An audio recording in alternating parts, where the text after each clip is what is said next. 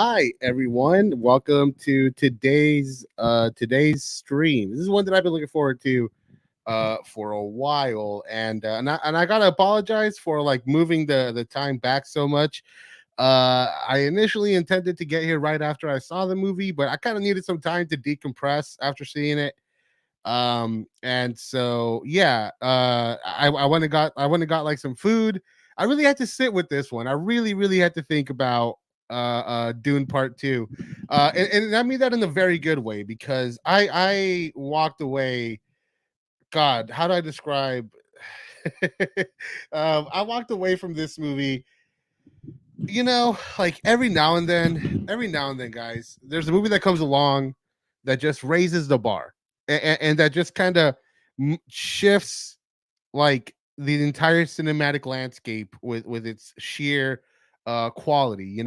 I'm talking Pulp Fiction, I'm talking Jurassic Park, I'm talking The Thing, I'm talking Close Encounters, Star Wars, Iron Man, The Dark Knight, and Mad Max, Fury Road, Avatar, all these movies that come out and just kind of represent like a Rubicon, right? Like these movies are an accumulation of all the great things that make movies, especially like big budget, like these large blockbuster films like that only they can do. And it's sort of kind of kind of informs everything that comes after it. And I think that Dune Part 2 is a watershed movie. I think it's up there with like some of the great. This is Empire Strikes Back. This is The Dark Knight. This is all the great second sequels. This is The Godfather Part 2, guys. This is like one of those rare sequels that really capitalizes on what it was done in the first film, but mostly kind of carves its own path and really stands on its own, as its own piece of cinema. Like most people, I walked away from Dune, the first one, um, saying, great, everything about it is amazing, the production design, the direction, and all that, but it was just half a story. And kind of looking back, right, in retrospect, having seen Dune Part 2, I'm actually really glad that they went about doing that because yeah, sure, whatever. Dune Part 1 feels like an incomplete story in a lot of ways, and I watched it again recently, and we'll get into sort of my deeper feelings about that, but as great as it does feel like just sort of the beginning of something. But now that I've seen Dune Part 2, I think that was a very brilliant way of handling that story, because with Dune Part 2, it really just picks up where it left off in the first one, and it just it just goes. It just fucking starts. It doesn't have to explain itself as much as Dune Part 1 did, and it takes full advantage of that by just kind of, you know, going. It doesn't stop to hold your hand. It doesn't need to. One of the things that I really like about, Denis Villeneuve's approach to Dune is how little he does feel he needs to explain. And I'll give a very good example in the second film. That's not a spoiler, and I'm not going to spoil Dune Part 2 at all because it did just come out. I did love it, and I think everybody should see it. But to give you guys a great example of what I love about Denis Villeneuve's sort of um, you know approach to the Dune universe is that in Dune Part 2, there's a sequence early on where they kill a bunch of the Harkonnens, and if you guys know the Harkonnen, they sort of represent the industrial age. There's oil, chemicals, all that sort of stuff. They have like a sickly paleness to them. um you know and so we know that, like, they're sort of like compromised and all that stuff. Spoiler warning. Hey Mikey, good to see you again, man. Yeah, well, I mean, I'm not going to spoil anything, because again, I do think everyone should see this movie. But in early on, there's a sequence where they face off with a bunch of Harkonnens, and we see them stick this machine in, and then like the water, and then you see a bunch of water come out, and you're just sort of inferring that to the Fremen, water is a very valuable resource. That they don't romanticize it. They just sort of take it where needed. But then then even the new sort of adds a little bit of extra, let's, for lack of a better word, spice on that by saying that the Harkonnen blood is actually so tainted with chemicals and oils and all that that it's useless for everything except coolant. Like it's that's sort of his approach, and I think what it does so brilliantly is that it really helps to just make you feel like you're just there in the moment with the characters, witnessing all of that, witnessing everything unfold, and then you having to infer, knowing what they know, um, as you go along, and it really just helps to not only like keep you interested and make you lean in, because like because you are, this is such an alien world that like you need to pay attention in order to feel some sort of familiarity and to understand it. But also it allows for just like get out of the way of the imagery, get out of the way of just the sort of majestic, amazing vision that Denis Villeneuve brings to this story. Because like, oh man, guys, like what Denis Villeneuve does with this movie, and I know I've gone on and on and on about the sort of filmmaking aspects of it, the production, the sort of look and the feel of it all. But what I love about what Denis Villeneuve did with this is it kind of reminds me of what he did with Blade Runner 2049, where he gives you that the what you were looking for, right? Like he gave you like everything that he sets up in part one is paid off here. Like he gives you everything. He gives you what you want. And yet at the end of it, there is a palpable, very, very thick feeling of dread and fear. What I love about this movie is that for its first two acts, what's going on? Oh, okay. Hold on, give me a second here, guys. For its first two acts, it really is just sort of like a story of a man in Paul who sees the future, sees what is to come, and is doing and is horrified of what's to come, and is horrified of where he sits in sort of the horrifying future, and how much of it is he is directly responsible of. So the first like two acts of this movie is just him running from this future, running from this potential reality that he sets in motion. And then, like all good tragedies, it ends with, god damn, like what is going on here? Like there's something up with this cable. Huh. All right. Well, anyways, I'll just keep my hand away from that. But yeah, he's like running away from this horrifying future, and in doing so, just kind of sets those events in motion. And I don't want to fucking say much more than that, because I don't think I am saying too much, because that is a bit of an archetype, right? That is Shakespeare in a lot of ways. But seeing it all unfold and seeing the turn, Timothy Chalamet in this movie really, really steps it up. Like does a really good job of being the sort of Luke Skywalker of the world.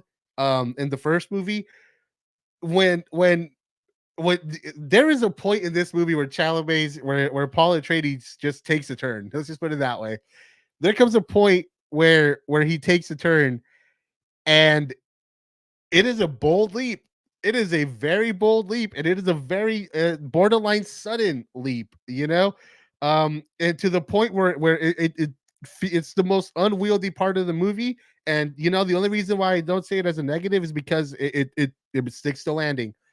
But there is a fucking turn, and seeing it, watching it, like how Timothy Chalamet plays it, and how he like plays it throughout the entire movie leading up to it.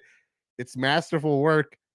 It is masterful, and to be real with you guys, everybody in this movie, you could tell everybody in this movie is giving it their fucking A game, because Zendaya said that the worst part about this movie is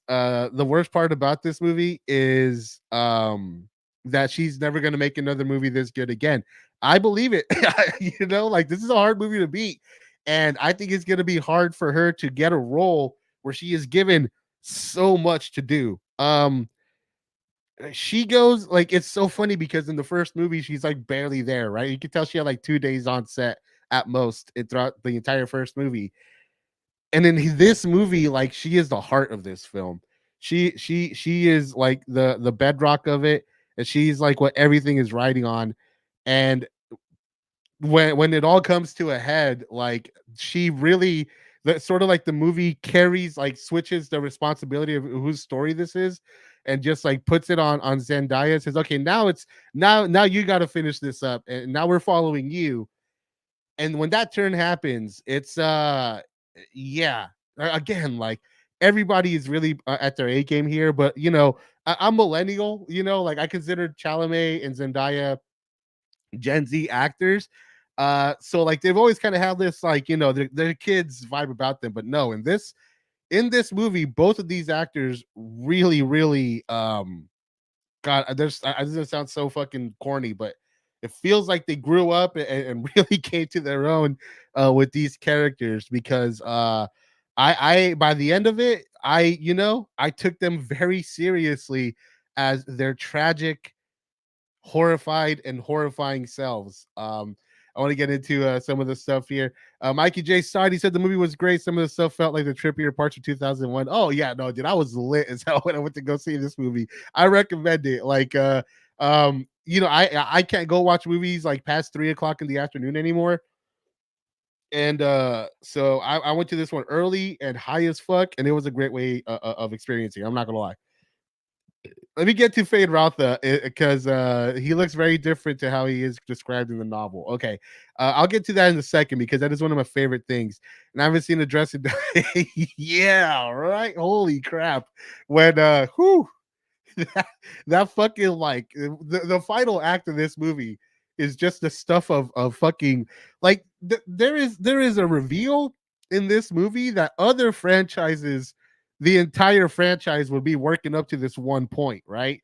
Like it's that groundbreaking of a reveal, but like that is just like one of the many things that happen along the way because like what the movie ends on is just like it's hard to call it sequel bait, right? Because like I think if the movie ended right here, it's gonna be like the most brilliant, satisfying duology of all time. Just straight up. Like this movie, this series could end here, and we have the Godfather Part 1 and the Godfather Part 2. But at the same time, this really does set the stage for what could be one of the greatest films of all time in Dune Part 3, as far as an exploration of power and morality.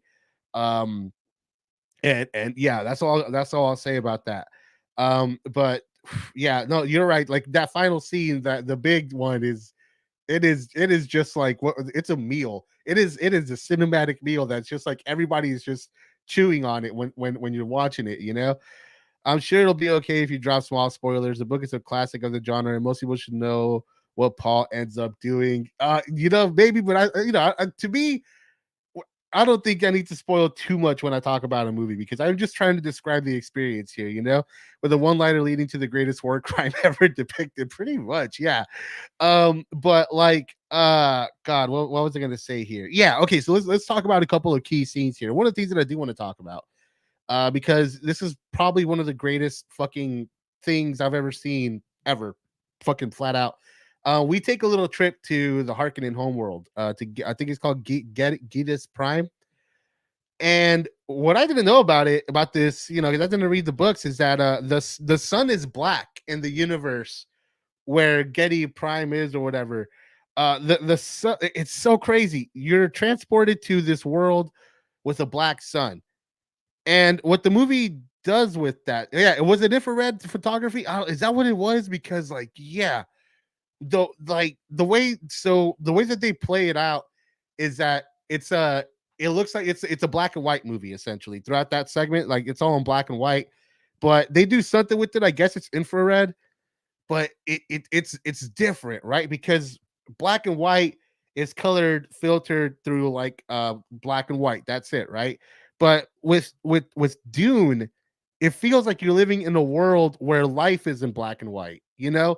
And the cat and what's really great is that in that sequence, um everything, like, you see the actual skin tones of people, like the actual yellow, the yellow sort of all that stuff, but you only see it in the shadow, which is like a really interesting bit of sort of like world building, that like shadows work differently when the sun is black.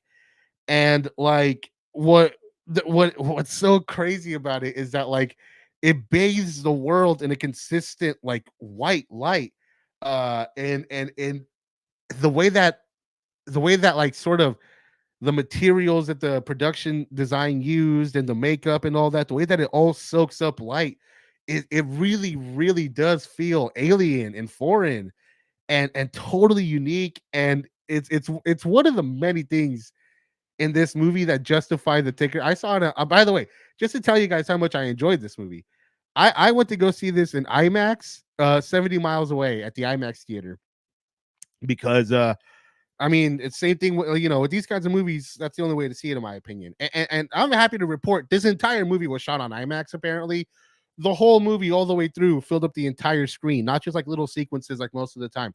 This whole movie is on IMAX, and if you can see it on IMAX, you should. I was so blown away by this. I came home, I was gushing to Lindsay about it, and I was like, "Do you just want to go see it tomorrow?" And she was like, "Yeah, fuck it." So I literally we bought tickets to go see it on IMAX. I'm gonna go see it twice. I can't wait to see Kylie Jenner's boyfriend on the big screen in IMAX. Yeah, in IMAX. Yeah, no, and it's yeah, like we're literally just gonna go see it again. But like, there are some sequences in this movie that are just like fucking just breathtaking. And the Getis Prime, Getty Prime, whatever it's called, that is one of them. And there is just they do something with fireworks. Okay, they do something with fireworks that you just have to see it. Like it looks so cool. Like the fact that they came up with like how would the fireworks look like in a world with a black sun, and the way they pull that off was just like, oh fuck, that is just what I want more. I want that in every fucking movie now. It was really fucking awesome. But that is one sequence right there that is fucking great. So yeah, I'll tell you right now, Fade Rauta, he is a fucking like a great villain. He is not in this movie as much as I thought he would be, but when he's in it, like you really does steal the scene. And the sort of the dynamic between him and Dave Bautista's character, that's some of the most fun, just pure fun cinematic like rivalry in the first half of the movie, especially. I can't imagine how you shoot that with prosthetic makeup. No, yeah, the way they play with that shit is really cool. It was only on the interiors. That makes sense. That makes total sense. I'm convinced that Denis just invented a new type of fight. Yeah, right.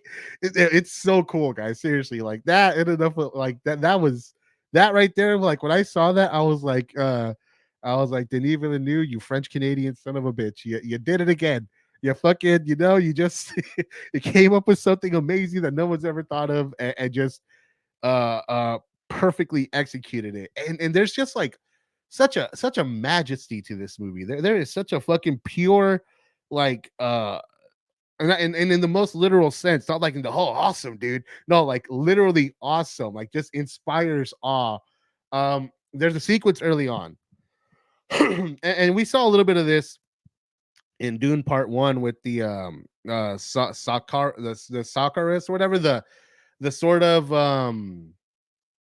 elite soldiers of this universe, like the Unsullied of Dune. I forgot what they were called, but when you see them float, there's a sequence. The very opening sequence actually involves them using their floating technology to like escape an attack, and it's so simple, like, but like there's just like a majesty to the way that people float. And then there's they're floating up this like hill, this rocky hill, and just I mean the imagery of it, the way that it plays against the big harvester in the background, it's just beautifully um realized and thought of imagery, and that's just throughout the entire movie. That sequence is incredible. The big climactic third act, like the big battle at the end, that was just like fuck, dude. Like I was just like literally like at the edge of my seat, just the entire fucking time. I could not believe like the simplicity of it mostly, right? What I really liked about the third act was just like uh for being that epic, for being that large scale, they don't fucking, put thousands of millions of fucking people on screen and they're all doing their, individual action sequences and the camera swooping. No, they don't do that. It manages to be large scale without being over the top. Um, and it just kind of shows the Sardaukar, the Emperor's Elite Guard. That's what it is. Yeah. But like the big climactic action sequences, what the big one in the third act, what I loved about it was just like it's simple, it's huge, it's epic, but it also manages to just sort of have a very simple, easy to read, easy to follow like strategy, and watching it all unfold is just fucking goddamn. There's okay, that I don't want to get too much more into that because then I'll just start spoiling shit. But the big climactic sequence is just absolutely amazing. And then there is, and I think this is in the trailer, so I think everybody knows this happens when Paul rides the sandworm. That fucking sequence from when he starts putting the thumper down to when he like when you see him struggle and then eventually overcome, that was just absolutely gripping, like just holding on to the edge of my seat, especially with the sound, with the IMAX sound, like just the stuff of just great simple, because like it's not like this movie does anything you've never seen before. No, it's actually really really simple and really um tasteful and all that, but it manages to take these simple ideas, these simple techniques, the simple imagery, and just marry it all together to just create this great feeling of power and scale and speed. You know, there's just like one sequence where you're just seeing what it looks like looking forward, from when you're writing, just seeing just past the nose or the tip of the sandworm, and it's such a simple shot, but it manages to convey the immensity of it so well. Oh man, guys, like I'm gonna go see it again tomorrow for fuck's sake. Like that's how stoked I am on it. I've spent 40 something dollars to go see this movie, and maybe I'll see it again before comes out in theater. Like if they do like a Dune Part One and Dune Part Two double feature, especially they do it on IMAX, I'm signing up, because I'm not gonna lie to you guys. I very rarely in my life felt this. The last time I felt this was like There Will Be Blood, you know, where like the movie ends and I'm satisfied. I loved what I saw. It was fucking amazing, and I think it's a fucking amazing, awesome ending. But also, like, if the movie went on for like another hour and a half, I would have been happy. I would have been so fucking happy to just sit there, because I you know it just this really, it's good that these movies are still able to get made, because every now and then, and it really did, the time just flew by with it. It's only 2:46 too. It's not even 3 hours, but like it feels like a substantial, but like it doesn't feel slow by any means. Bautista was awesome in the film. My favorite was when the two pilots were looking at each other. It was like, yep. Oh yeah, there's that part where the Dave Bautista, especially like in the first half, like his whole little arc in the first half of this movie, was super satisfying, especially after you see him in the first movie, like being what a war hungry monster he is, to like see him be outmatched and like scared. Oh, that was satisfying. That was fucking great. God, what else can I say about this movie? What else can I say about Dune? I can't wait to see it again, you guys. I really can't wait to go see it again. And yeah, as you guys can see, I'm all over this movie. This is a fantastic way to start. This sets a high bar. All right, this sets a very high bar. I don't think if a movie fucking surpasses this somehow or even matches it this year, this is one of the greatest movie years of all time, just period, you know? But even if that doesn't fucking happen, this is an all-time year just because this movie came out in 2024 already. Like the release of this movie has just made this a fantastic year for cinema, in my opinion. Give me just a second here because like what is this? What's going on here? Hold on here, guys.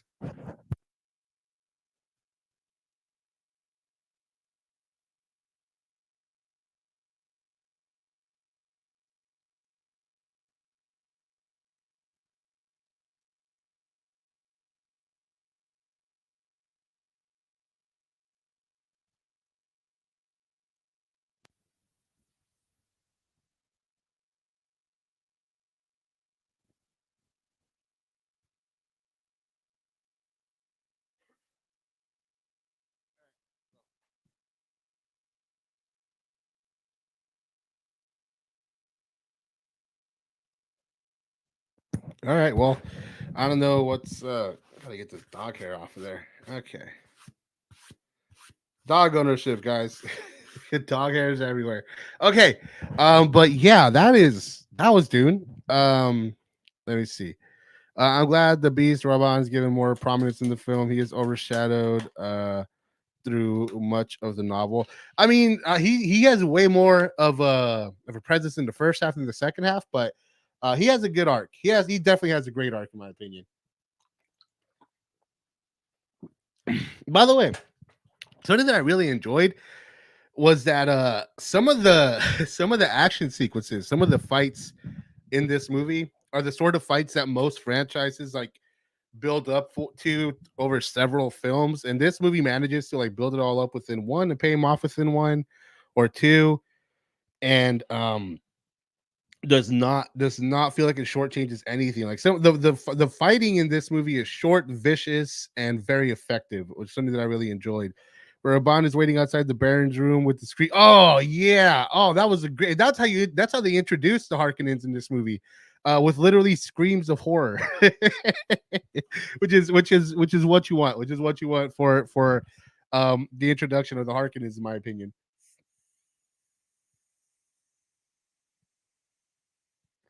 Goddamn, you guys, just goddamn. We are lucky that for as unoriginal and as shitty as cinema can be, especially like on this budget level, a lot of the times, we should all be happy that movies like Dune Part Two could still get made. You know, um, so there's two things that I want to do this stream. And one of them is actually going to be calling a little bit back towards the old days of these people hate cinema. Not covering all the grifter shit, but you know, I'll get to when I get there. I do want to talk about some of the drama about Chris Stuckman, which is bizarre to me. Like all this, from what I understand. Well, we'll get to the Chris Stuckman stuff when we get there. For now, I want to talk about all the movies that I saw in February. So let me go ahead and just get that set up here, guys. Because February, um, are you fucking shitting me? That is wild. You know that's what it goes to show you guys. Like you don't have to spend a shit ton of money of effects if you have a vision. All right, guys. So let's talk about what I saw this month because like I said, it was a pretty good month for movies for me. And as some of you guys know, I read Charles Elton's biography on Michael Cimino called Cimino. And it's a really good book. It's a great read as a piece of as like a piece of literature. It's a fun, easy to read book to read. But on top of that, it's also just like the story of Michael Cimino. I think is sort of a fascinating, undeserved, in my opinion. I don't think that guy deserved the fucking the shit he got, you know. So this month is gonna be, there's two Michael Cimino movies. I didn't watch Heaven's Gate because I saw it in December, and I like to spread my favorite movies out a little bit, so I don't see them too often. But I did watch my 4K Kino Lorber copy of Thunderbolt and Lightfoot, which was his very first movie.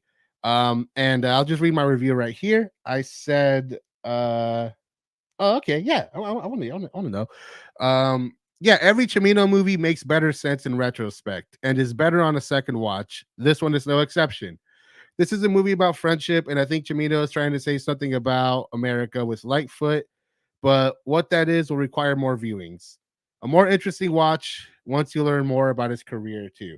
Yeah, Thunderbolt, Thunderbolt and Lightfoot is a very interesting movie because it's the only it's Chimino's first movie. It's before he had any clout, and he had to actually work within Clint Eastwood's schedule.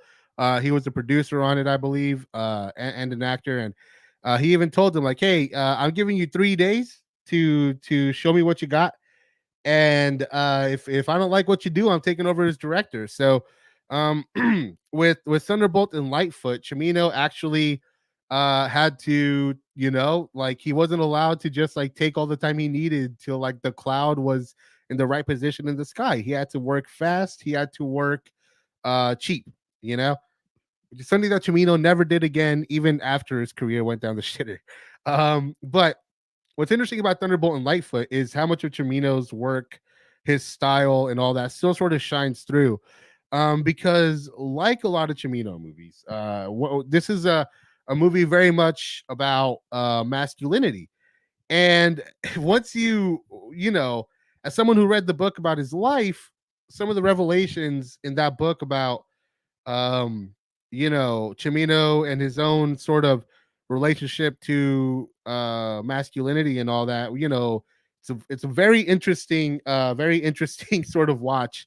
Um, and one of the things that's sort of interesting about Chimino is how much masculinity is a part of all his movies. One of the things that he was known for doing was taking all these scripts that had sort of good standard dialogue, but then like Chimino would go in there and be like, "What are you, a queer, or like, you look like a man with a paper asshole, Jim." Like all this weird shit, right? That sounds masculine in theory, but comes off more like an alien hung out with a bunch of fucking like taxi cab drivers in the 70s and tried to mimic what they sounded like and shit. So this movie has a lot of that, but that's sort of real subtextual. The thing about Chimino movies is that like he takes a very, very, very long time just sort of letting you get immersed in the world and letting you get to know the characters and the town and the communities that they inhabit. And that's still here in Thunderbolt and Lightfoot. Like the first half of this movie is really much more of a hangout movie. It's really just kind of Jeff Bridges and Clint Eastwood's character hanging out, running away from these two crazy nut jobs. And another thing that's really apparent and Thunderbolt and Lightfoot is Chimino's just like he is a great underrated director of action. He comes up with some really conceptually cool ideas, and especially for the 70s, is able to pull them off very well. The big heist in this movie is a lot of fun to watch. It's something that's really interesting about Thunderbolt and Lightfoot, and very much sort of in the vein of Michael Cimino, is how strange the structure is. Because when I say the big heist, I'm pretty sure a lot of you guys are thinking the climax of this movie. No, this is the midpoint. The midpoint of the movie is the big heist, and again, like old Cimino movies, this movie has a very melancholy, sad, but also kind of poignant ending that comes out of nowhere. And actually, I kind of didn't really understand it the first time through. It was my second time watching it. But like, yeah, this is a great place to start with Cimino. If with Michael Cimino, if the Deer Hunter is a little intimidating with his 3 hour runtime, this movie is just under 2 hours. It's much more lighthearted, but it's still got his characteristic Cimino signatures in terms of, because he wrote this movie as well, in terms of like his pet themes as a writer and what he does best as a director. Give me just a second here.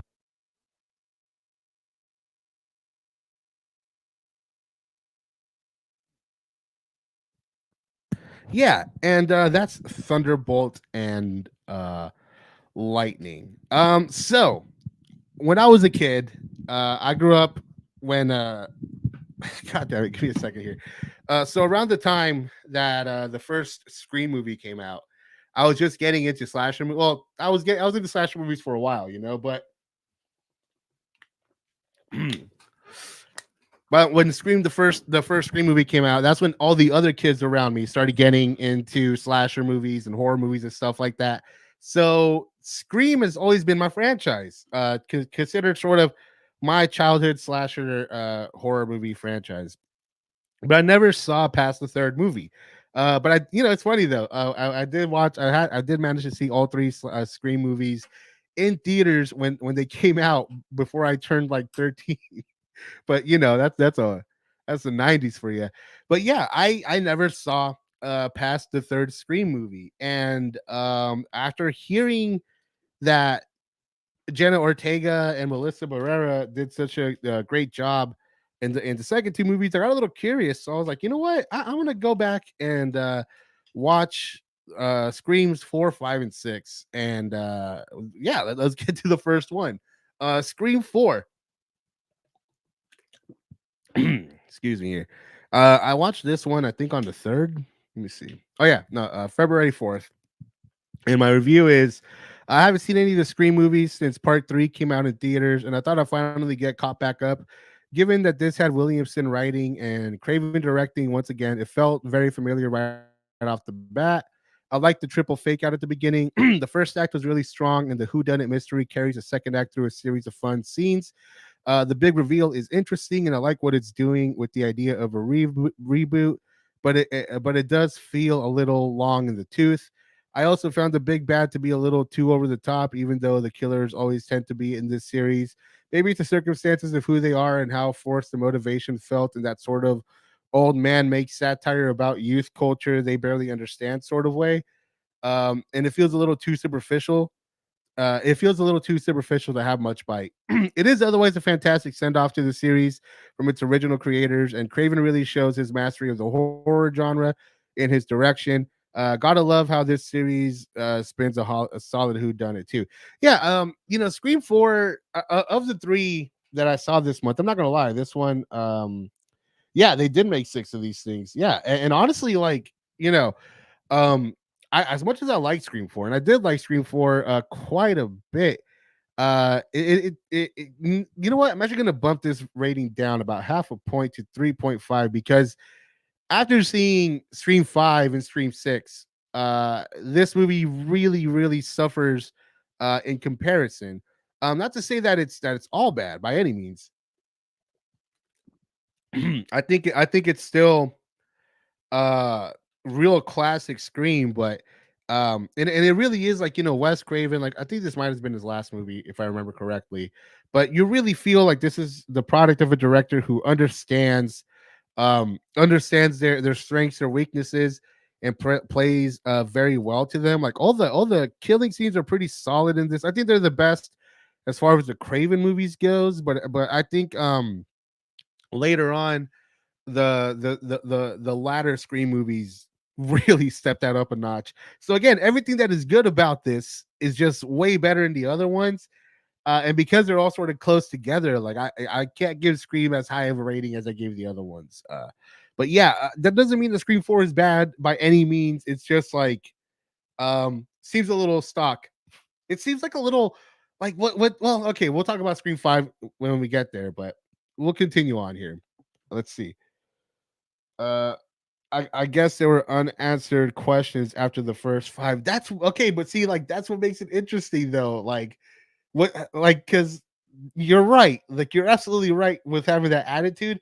But I think the way that each one of these movies play with how they're tied to the greater Scream lore, they all manage to justify it really well and do really interesting things. It's just that like of all of them, I think Scream 4 just kind of has like the most obvious one in my opinion. The latter Scream films felt too safe and sanitized, especially the last two. Slashers should never be scared to actually do away with characters. That is what keeps. Well, okay, I get where you're coming from, but like I think that especially like six, that is those are some really brutal kills and some really brutal depictions too. But I do get what you're saying. I'll elaborate on that when I get to those movies though. Uh, I saw Madame Web a couple days ago. Really drained my soul. how on earth did they spend so much on this movie and nobody realized, hey, wait a minute, there's no plot or characters. I don't know, man. Like, I gave up. Like, Spider-Man. Like, I love the Raimi movies, even the third one. I think it's really flawed, but it's entertaining in its own way. But after like what Sony did with Garfield's movies, I wasn't a fan. Like, it doesn't surprise me that Sony is fucking up their own Spider-Man movies, because Sony is just kind of let's be real here. Like, Sony, it's they're a pretty shitty studio most of the time. It's very rare that they put out anything good at all to begin with.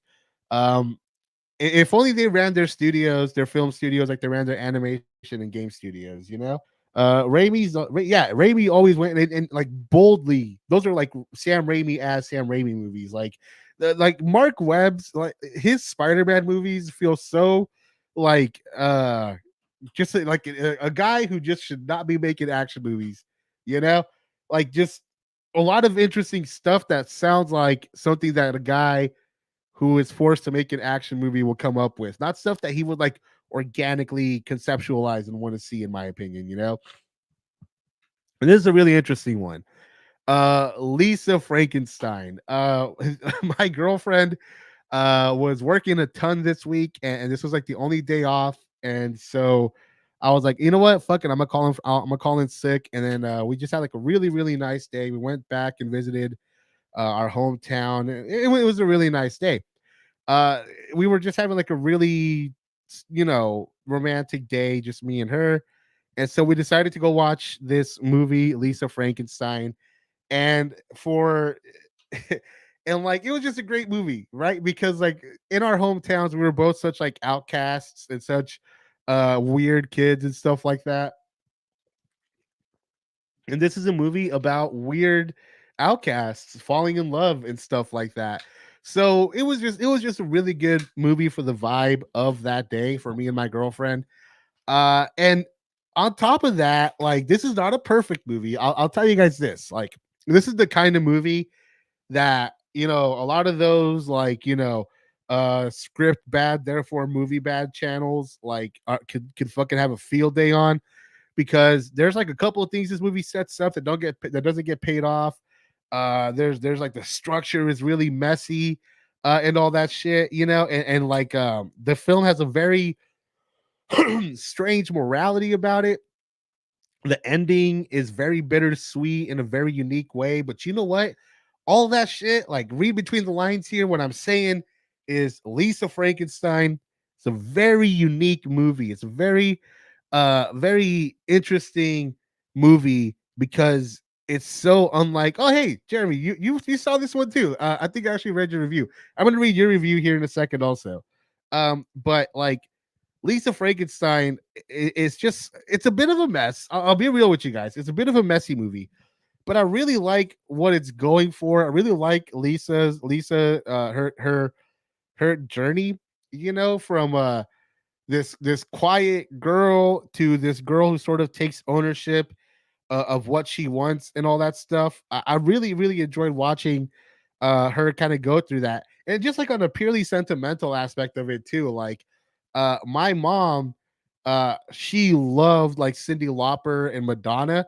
And so like when we were kids and she would show us like pictures of like, her younger days, she looked like Lisa and Lisa Frankenstein. So like I recommended this movie to my mom. I don't know, I hope she'll see it someday. But like there's also like that sentimental aspect too, because like in my head I was like, I think my mom would love this movie and shit, um and yeah, let me go ahead and just let you guys, I'll tell you my what I wrote down here. An original and unapologetically bold movie that is as entertaining as it is unpredictable. Catherine Newton is magnetic with her performance in every way, from her physicality to her vulnerability. Yeah, she does this thing where like at some point she does a very very specific walk, like a Bride of Frankenstein walk, that like is so goofy, it's almost terrible. But she manages to pull it off because the way she plays Lisa Frankenstein is just so. By that point, you see her come into her own and really like uh you can just see her feeling herself and just like being like, this is who I am, and she just like walks like Lady Frankenstein, and it totally works. The cinematography was also, yeah, from her physicality to her vulnerability. Watching her bizarro journey was an absolute blast. The cinematography was also fantastic. I dig the subtle slasher elements and the understated 80s needle drops. Instead of playing the hits, they play in movies. Let me try that again. Instead of playing the hits they often play in movies, these characters would have okay. Instead of playing the hits, they play the songs these characters would have realistically been listening to, not knowing which of these songs will be considered classics in 30 years. Overall, a great time at the movie. My girlfriend, did not finish writing this. But yeah, my girlfriend really, really, really loved this one as well. And yeah, I want to see what Jeremy had to say here. Let's see. Jeremy said, a brilliant and insane tribute to the 1980s teen comedies. That's an absolute must watch. No, yeah, I totally agree with you, Jeremy. Yeah, I really enjoyed Lisa Frankenstein. And also like it's we like watching this one really had me reflecting on sort of Diablo Cody and her career and all that shit because uh you know, I remember when Juno came out, that was like a real big hit in the indie scene. And like, I was totally one of those fucking toxic asshole douchebags that were like, oh, nobody actually talks like that. Dialogue is so forced and all this bullshit. But over the years, I really, as I matured and as Diablo Cody matured, like, I really come to resent that sort of way of thinking. And I really enjoy that Diablo Cody is so like herself, so weird. Like, have you guys seen Tolly? Tolly is a fucking fantastic movie, but it is also equally uh weird in the way that it's sort of set up. Well, actually, it's more structured, but I think like Diablo Cody does like really. How do I put? What exactly am I trying to say here? Let me try to phrase this right, because like I think Diablo Cody was such a like a voice for like women at a time where like that wasn't like welcomed and shit like that. And I think a lot of the reasons why like toxic douche like douchebags like sort of tend to target her for being so like unique in the way that she has her characters talk and the stories she tells is because they are so like female first and like so very pointedly from the woman's perspective. But at the same time it feels like that's always inherent in the art itself. It never feels like she's trying to go for that. It never feels like it's something that she's reaching for. It feels like it seeps through like her work and just sort of becomes a part of it, because she manages to portray sort of things that are very traditional. Let's use Jennifer's Body as an example. Like that relationship is so cleanly like nerdy girl good hot cheerleader girl bad thing.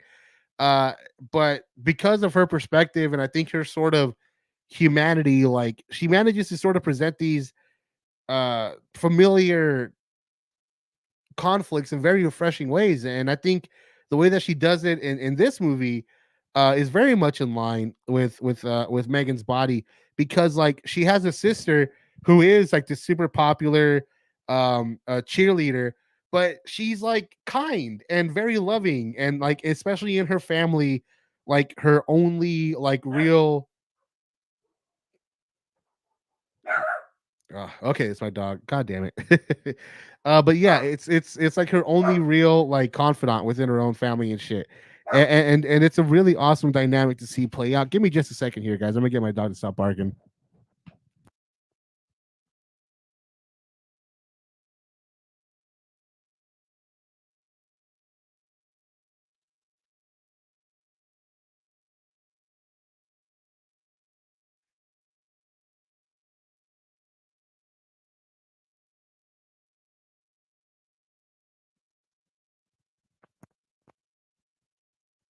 Okay, let's continue onward here. Yeah, so let's go to the next movie. The Scary of 61st. So okay. This was a movie that I got from Vinegar Syndrome. And yeah, like Vinegar Syndrome is one of those companies that I feel very comfortable blind buying from, because even if I don't always like their movies, they always manage to like give everything they put out a lot of love and a lot of care and a lot of context that at least makes them all interesting, if it's not always the most enjoyable. And Scary of 61st, I gotta be real with you guys. It's probably the weakest thing that I've seen. Well, okay, there's a couple of movies in the Lost Picture Show box set that are far worse than this one. But as far as individual movies that I've gotten from Vinegar Syndrome, this is in the lower tier. So I'll go ahead and just read my review here. Oof, this movie is a mixed bag. There is a vision behind the camera that is interesting, like a Gen Z Harmony Korine. And the visual style is fantastic, especially in the film's exteriors and dream sequences. However, it is too juvenile to be disturbing in its provocation, despite it managing to be very off putting and uncomfortable. It does push the limits of taste. It just never manages to be much more than just shocking.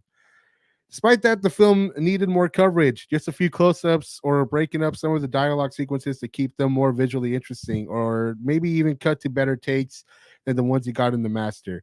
There's a lot of promise here, there's a lot to like, and it's the kind of independent filmmaking we need and should support. uh, I'm just curious to see where this filmmaker goes from here, and I'm waiting for the great movie she will undoubtedly make. When that day comes, this movie will have a far more interesting context as her pie, or her praying with anger, or her following. A flawed but promising debut of a clearly talented filmmaker who is finding their voice.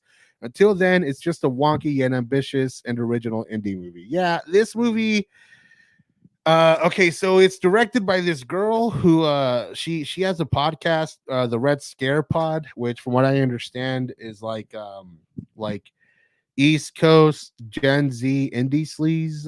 That's the best way that I could like. I've checked out some of it.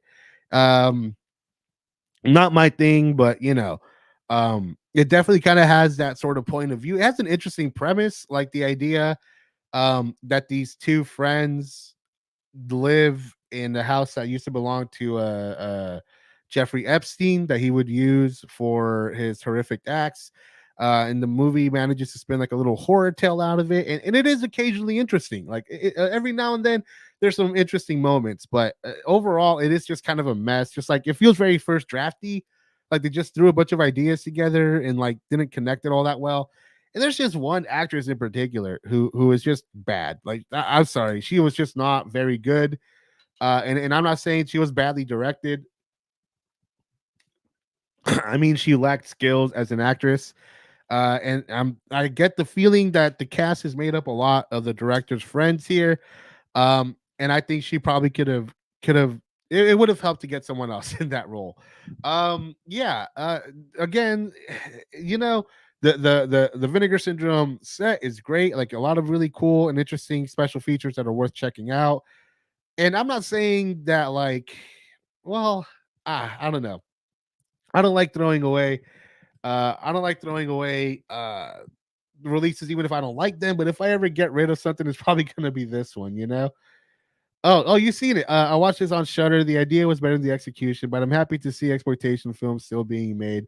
Yeah, it's just like what the problem with this one is that like it feels like it's trying to say something. It feels like it's reaching for an idea. If it was just like sheer a fun goofiness, I would have been down with that. But like I feel like his subject matter is too heavy.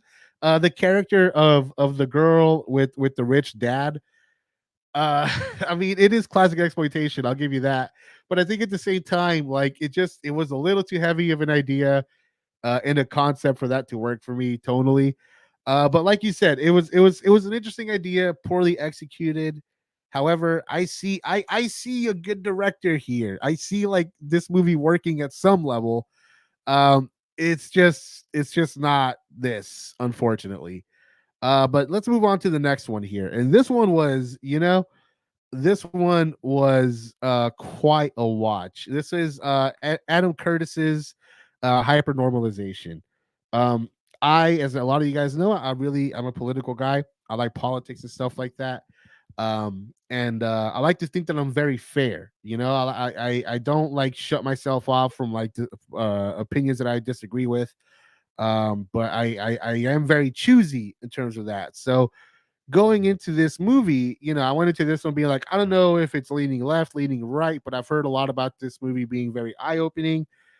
So I went in to see it, and I think, you know, and although to be fair, maybe it's just my own bias here. This movie, I think, definitely it falls more on the left side of the political spectrum here, but uh, I think any decently like open-minded and honest person would have trouble um finding, you know, arguing against this movie's points, or you know, I also think it does a very good job of relaying its evidence, putting it out there. Hypernormalization is it's a very ambitious movie. It's about 2 hours and 46 minutes long. It goes by very fast. And I was going to say, I just said something really quick here. This is the kind of political filmmaking we need more of, right? And I do mean that because what I love about this movie is that it starts off with a couple of seemingly disconnected things, right? One being New York City falling into bankruptcy, and then a lot of its, you know, public works departments being privatized, and then how that worked with General Gaddafi, who was this rising leader who had a third way of moving forward in the world that was a mixture of capitalism and socialism. Um, and the reason why I say it's a left leaning text is because this movie very much lays a lot of and very fairly, and I think very honestly, lays a lot of the problems of the modern world at the feet of Reagan. Because what this movie essentially does is that it kind of shows it's something that I've, you know, it's one of those things that like I've always felt this way, I've always thought this, but like seeing somebody put all the pieces together was very gratifying. But I always feel like in the 70s there was a shift in understanding that like, you know, government as a necessary aspect of society, that is you know, whatever, it's annoying, but it was something that we needed, and it was an inherent good in society. And then how that shifted toward as the 70s went on until to the 80s. What, you know, Reagan basically run on, oh, fuck the government, like don't ever trust the government on anything. And look, I'll be real, I'm not saying we should trust the government outright on anything. We should be very skeptical, we should always question the government. And I think if you take like an honest look at the events, especially what was going on in the 70s, the 50s through the 70s, the American people had every right to become disillusioned and stop trusting their government. The government was back then um, doing a lot of shit, a lot of shitty stuff without telling people. And it's good, and it's good that you know, to some extent it is good that we all got very cynical about government. But I think what hypernormalization does a really good job of arguing is that once that became a central aspect of American culture, and also like, you know, that got mixed up with globalization, that you know, this neoliberal idea that capitalism will solve all the problems it has, and that like the public sector has should have very minimal presence in how the world is run, like how all this shit sort of led for this dysfunction that we live in this world that we're seeing now. And I mean, the movie ends with all this, how all this led with holy shit, bro, you're not wrong. Oh, you're not wrong, dude. I could totally see the argument for that for sure.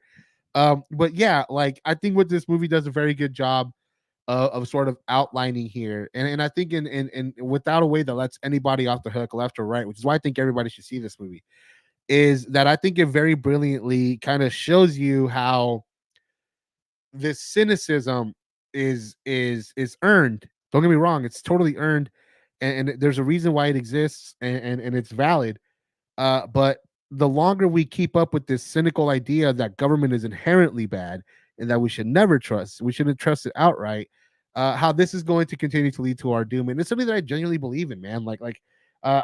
Listen, despite what a lot of people in this country want to say, the founding fathers were not anti-government. If they were anti-government, they wouldn't have spent fucking months writing this document, you know, detailing how they think government should be run.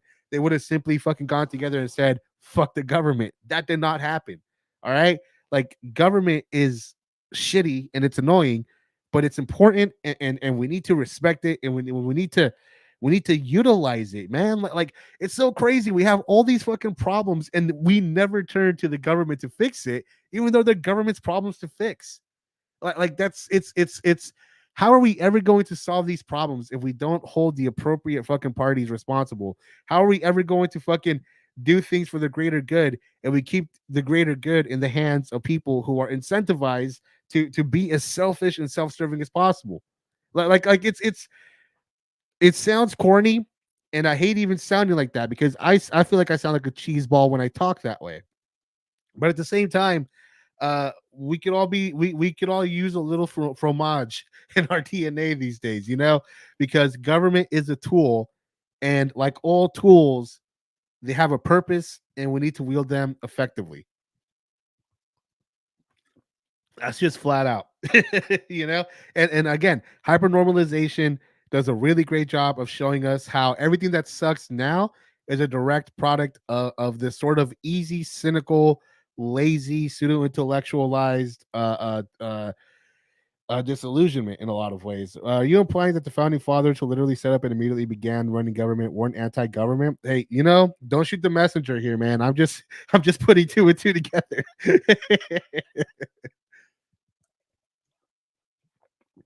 All right, let's continue right on here because the next movie I saw was Dune, and this is my second time seeing it. I'll go ahead and just say what I put here. I haven't seen this movie since it came out in theaters. This is on the 15th, by the way, after the day after Valentine's Day. I remember coming out of it thinking it was just okay and more of half a movie. Keep in mind, I didn't see it at the best theater, but this time I saw it with my nice Atmos surround sound headphones, and it was a game changer. Villeneuve brings the art house aesthetic to major blockbusters better than anyone else working today. The man built a universe that feels different to be a part of than the real world, and he does it through the patient and exciting through it's this patient and exciting journey. I can't wait for the sequel. And yeah, like that's pretty much how I feel about Dune Part One. Still, um, I guess if there's anything that I would add to this is that like it feels so small. Like when Dune Part One came out originally, it felt like this grand epic thing, you know. But in retrospect, like you know, Dune the first one just feels like such a setup movie, like just so setting the stage that like I'm curious how Dune Part One holds up now after Dune Part Two is released because um as much as you know the common critique was it's half a movie, it not only just feels like half a movie, it also just kind of feels like a half a movie, and most of that movie takes place like intense in the third act. And again, I'm not saying this to knock the movie at all because like there's a lot of spectacle here. There's a great sense of awe, like, and this movie does a great job of setting anything up like on a sort of like filmmaking level, is that sort of majestic sense of like awe and stuff like that. Again, the way people float in this universe, there's just like such a gracefulness to it that's really compelling. And I also think that like for the smaller scale action here is a really good test run because like for what they do in the second movie, because the second movie is so much about these big broad um tactical battles that take place on these huge battlefields. Whereas this one, it definitely kind of feels like you're getting an idea for what it's like to fight in the trenches, and it's good to have that here because like we get so much of it, and it's so well done here that like it paves the way for a different sort of like action and a different sort of fighting. And it also allows you to understand like this is what the fighting looks like on the ground level. And you know, we do still see a lot of that shit like in the first one. But let's see. The movie and home run with the handling of Jamis. I see. I haven't read the books, but like, Jamis was like really interesting, like in this watch because you know he's sort of shown as this guide figure. Like this dude is going to like be like a tutor or something to Paul Atreides. But then like you know the movie ends with him like being killed, but like that fight being a key first step to Paul Atreides becoming who he eventually becomes. But yeah, like again, I really really hope that they put out like a double feature, or like Dune 2 picks up like the second that Dune 1 ends, and it's like this almost what 6 hour, like 5.5 hour experience. I would be down with that. I would be way down with that 100%. Um, better than the book in my opinion. How do you figure? Again, I don't know anything about the books, but like I do think that Jamis is a very interesting character. And also because like it does sort of the way they handle that character is a bit of a sort of precursor to how this universe sort of or not just I'm sorry, not the universe, but sort of the frame maybe framework is the wrong word, but sort of the philosophy of the filmmaking here. Because again, Jamis is sort of seen as like as like one of the guides that Paul will eventually lead, but Paul just battles him to the death. But in doing so, he becomes this greater thing, and it's a really great and interesting play where the movie gives you the sort of traditional like follow me, like I am your Yoda, and then in like the last third, he kills Yoda. And then in Dune Part Two, it's very similar because like you're set up for this big, like rewarding, you know, Paul Atreides finally gets vengeance on the people who murdered his family. But then there's like another layer to that sort of gives it an entirely different emotional point, and also just means something completely different for the overall story. And let's see, because in the book, Paul just says, Jamis is my friend. The reader is like, what the fuck did he say that? The movie showed the alternate timeline where he is his friend. Oh, okay. Oh, see, you guys see, like, this is one of those things where, like, when you see stuff like that and you see both movies, it all makes sense. It really does. Like, I will say this, guys. After seeing Dune 1 and Dune Part 2, I might read the books because, like, the sort of what sort of revisionist, like, it's weird that Star Wars is based on this because Dune just feels like such a 70s revisionist take on like a Star Wars movie. Like Dune in a lot of ways feels like a response where it takes like the Star Wars framework and then matures it. And it's so weird to think that Star Wars is just like a more kiddish version of Dune, and it's like the other way around because like especially with one of the big reveals here. I mean, it's out of Star Wars, just straight up out of Star Wars, but clearly Star Wars got it from Dune. But yeah, like Dune Part 1, again, like it really is a great stage setter, and I really enjoyed the filmmaking here. Much like Part 2, it is a feast for the eyes and a feast for the ears. I really like how both of these movies sort of start off with like that black screen and you hear that sort of throat singing voice and stuff. Like that is such a great attention getter, and it's so sudden too. I'm gonna go. I will be right back. What am I gonna put on here in the background? You know what? Let me put on some stuff here, and then I will be right back. Yeah. Let's watch let's watch this real quick. I'll be right back. Nintendo makes as a company. I like their games, I like their IPs, I like their products. I really do. I like the Switch, maybe super underpowered. We'll get to that later. But I love the form factor. I love the idea behind it, having that home console on the go with you. The innovation, the crazy things that they try out with like the Wii and the Nintendo Wii U, which, that one failed, but it was still interesting. It was unique. And that's something I really like about Nintendo. I'm saying all that before I say how much I hate Nintendo for how much they already hate their fans. Yeah, the hate goes both ways because Nintendo, if you've been paying attention over the years, they really seem to hate their fans. They've gone after Smash tournaments for simply existing, even though, I mean, the Smash scene was thriving because of third party support, not Nintendo. They shut that shit down. Nintendo has gone out of their way to kill every single fan game that has anything to do with an IP that they own. Somebody tried to make a Pokemon MMO. There was going to be a Metroid 2 remake. There was a full screen Mario website that was really cool. There was that Super Mario 64 PC port that they took down. Anything that someone tries to make without Nintendo's approval is immediately killed. What does Sega do?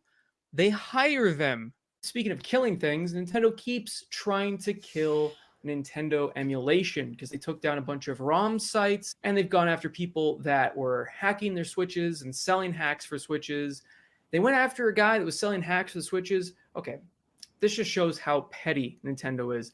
They went after this guy for $10 million, succeeded, by the way, and he went to prison for several years for selling Nintendo Switch hacks. That's insane. And now we have Nintendo going after something that is perfectly legal just because they're a little butthurt about what happened with Tears of the Kingdom before it came out. Tears of the Kingdom was downloaded apparently 1 million times before its release date because it leaked online.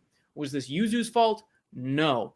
But because all of those websites that were putting that game out there for download, they were showing you where you could actually play it, which was on an emulator, and that emulator that they pointed to was Yuzu. So just because Yuzu's name was next to an illegally dumped ROM of a game that was not out yet, they're getting essentially blamed for it, and they're getting the brunt of this attack. And the real scary thing here is that not only would we lose Yuzu, the Switch emulator, which would suck, first of all, because you can't play Switch games at 60 frames per second, 1080p on your Switch. Most games do not run that well. Most games don't look that good. They go after Yuzu, and they are successful. Not only are we losing the Yuzu emulator, we are going to lose potentially all emulators, because that opens a massive can of worms where now suddenly, if Sony feels like it, which I'll get to in a second as well, if Sony feels like it, they can go after emulators, and then suddenly game preservation is gone. And we already know what Nintendo thinks about game preservation with the fact that they've shut down the 3DS store, they shut down the Wii store, they shut down the Wii U store. They don't care. They don't care. Okay, I'm back. Yeah, let's go back to the letterbox here. Show this tab instead. Yeah, let's see what I miss. The Dune books start getting super trippy right after the first one. Yeah, no, like I've heard about some of the stuff that goes on. Like I've heard where they might go after this is like a little bit about the basic idea of Doom Messiah. I mean, I'm down for a Dune Part 3. I think I would be down for, like, I know that the news said he wants to take a break. I get it, but like I hope it doesn't take too long because I really enjoyed what they did with Dune Part 2 here. Yeah, it's talk this is a completely opposite end of the spectrum here, because on February 18th, my girlfriend and I watched Miami Connection, and we, you know what, like I walked away. I'm gonna give this movie like a 4-star actually, because like in retrospect, like it's such a fun fucking movie, and it's such a fucking like entertaining. It's entertaining. It's goofy, and like it's hard. It's weird, right? Because like this movie gets classified often as one of those so bad it's good movies, but so bad it's good implies that they're like incompetently made, like it's not made well.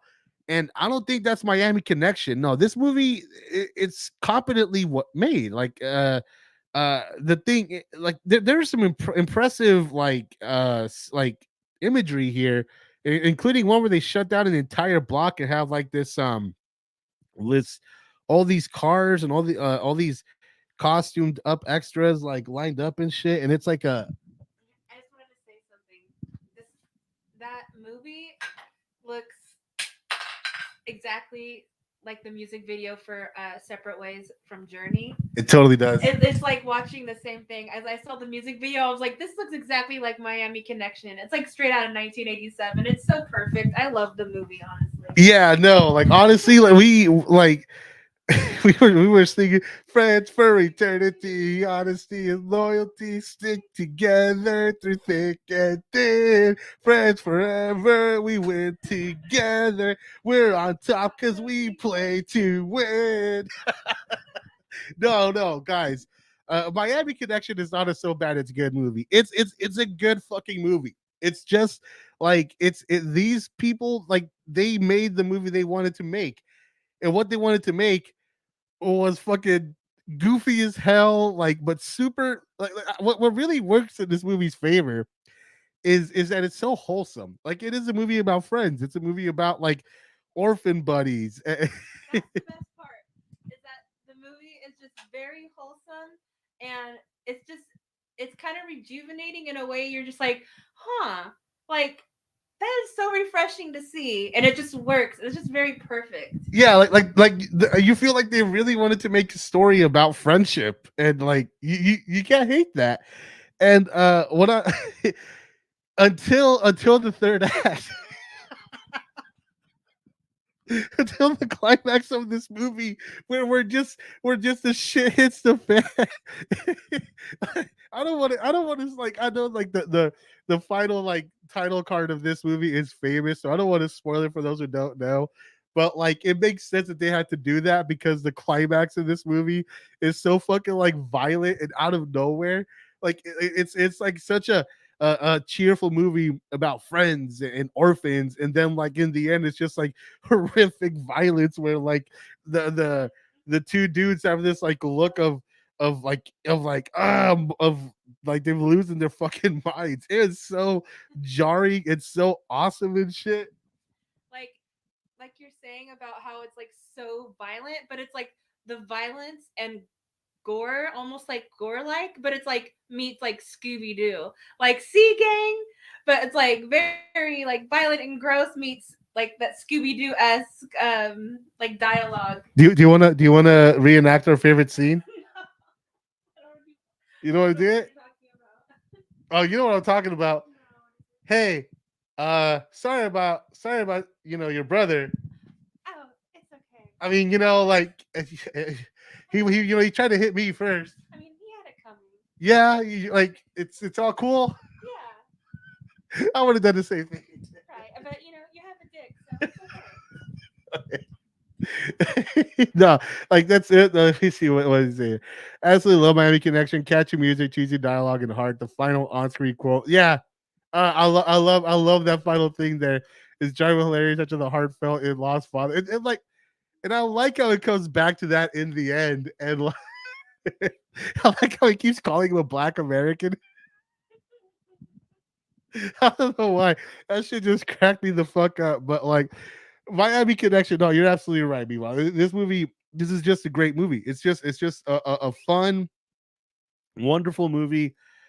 You are doing yourself a disservice if you haven't seen it. If you're just down for like a goofy good time, you gotta check it out. All right, now let's talk about the next one, and that is Scream 2022.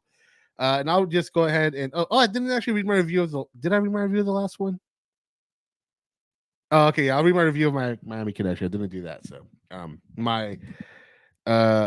my letterbox is of all the famously so bad it's good releases over the years. This is the most wholesome and sincere sense of gratuitous nudity. Yeah, that's the one thing setting it back from being like family friendly is like there are like gratuitous boob shots, but like what was so weird is that like usually they hire some like beautiful college student and they pay her like a couple of $1,000 for like a couple of quick shots of her boobs, but like with this one they clearly went to like some like rundown like biker bar.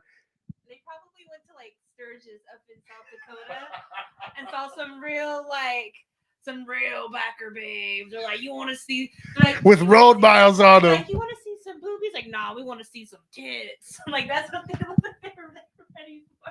Yeah, and like you're talking. Yeah, like it's so funny. Like, uh, usually a gratuitous nudity is like yeah, but like this time it's like oh those are breasts. Okay, so let's go on to the next one here. We're talking about oh shit, I actually didn't finish reading it. My bad. Didn't finish reading it. Um, Um, I can't help but admire the surprisingly good production values either. I wish. Oh, let me see. I wish the big punchline at the end wasn't such a meme because it's such a great final note. It still hits, but I can't imagine how much harder it hit when it got. Yeah, that's the thing. Like the final part of this movie is such a meme now, but like, it's so fucking funny when it pops up. Now, let's talk about Scream, the 2022 one, Scream 5. Let's see. This is a great example of someone taking the reins of a franchise and doing something truly great as its own film and as a piece of the greater franchise.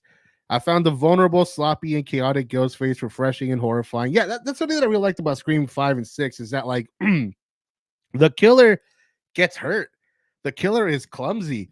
And like you would think that like that would managed to make the Ghostface killer less scary because like he like the Ghostface killer does get hurt, like gets like injured and stuff like that. But to be honest, like to me, it was such a stark reminder that there is a person behind this mask and like in this costume. And the thing about like Scream, like part of the appeal of those movies is that the horror of it is that the killer is always one of the friends. It's always someone you know. And I think that that works. That's one of the things that makes Scream such a unique franchise. And I think what Scream 5 and Scream 6 does by sort of bringing that to the forefront so much by making them so human, so like very, and there's other ways of doing it too, right? Like in Scream 5, they kill one of the legacy characters, and like the Ghostface killer literally says like it was an honor, and it just gives it like this weird like there's a person behind that. And huh. Oh yeah. What's your favorite movie? What's your favorite scary movie, Sydney? I've been working on that since I was like 8. Right. No, but yeah, but I really enjoyed like that sort of approach to it. And I as much as I get what you're saying, Bebop, in terms of like how it I it does pull its punches. I will give you that a little bit with some of the key characters in Scream 5 and 6.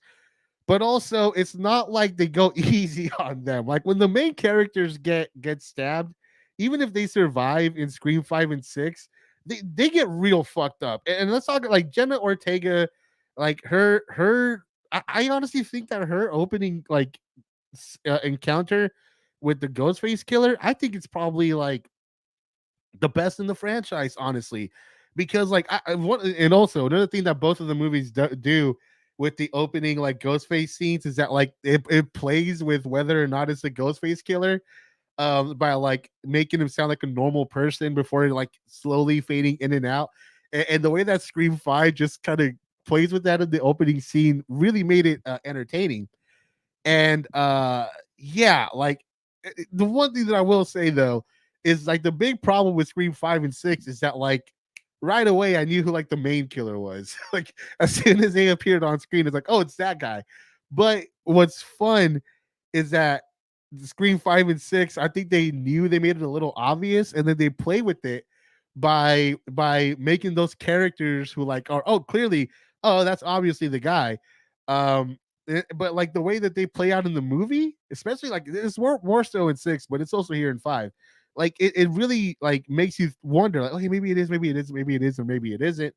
Um, and I think this one really plays with that, especially with the big reveal. Eventually, really great stuff.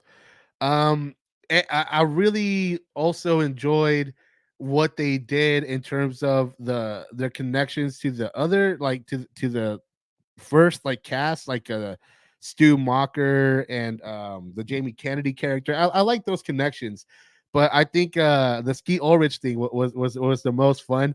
And I think like when he pops up at the end and like gives the go get him, Tiger, that sort of part, like that was a super rewarding scene. And that's true across Scream 5 and Scream 6, by the way. When well, I don't want to say too much, but when one of them gives in to the dark side, it's both movies make it really fucking fun and rewarding. Um, But yeah, now let's move on to the next one here. On February 19th, I watched Apocalypse Now. Um,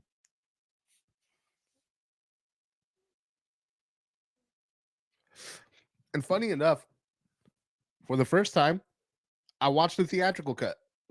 I've only ever seen the final cut and the redux, but I've never seen the theatrical cut, which is the shortest one. And I gotta say, it's the best one. It's my favorite. It's my favorite cut of this movie. This is the first time I've actually like don't need to brag.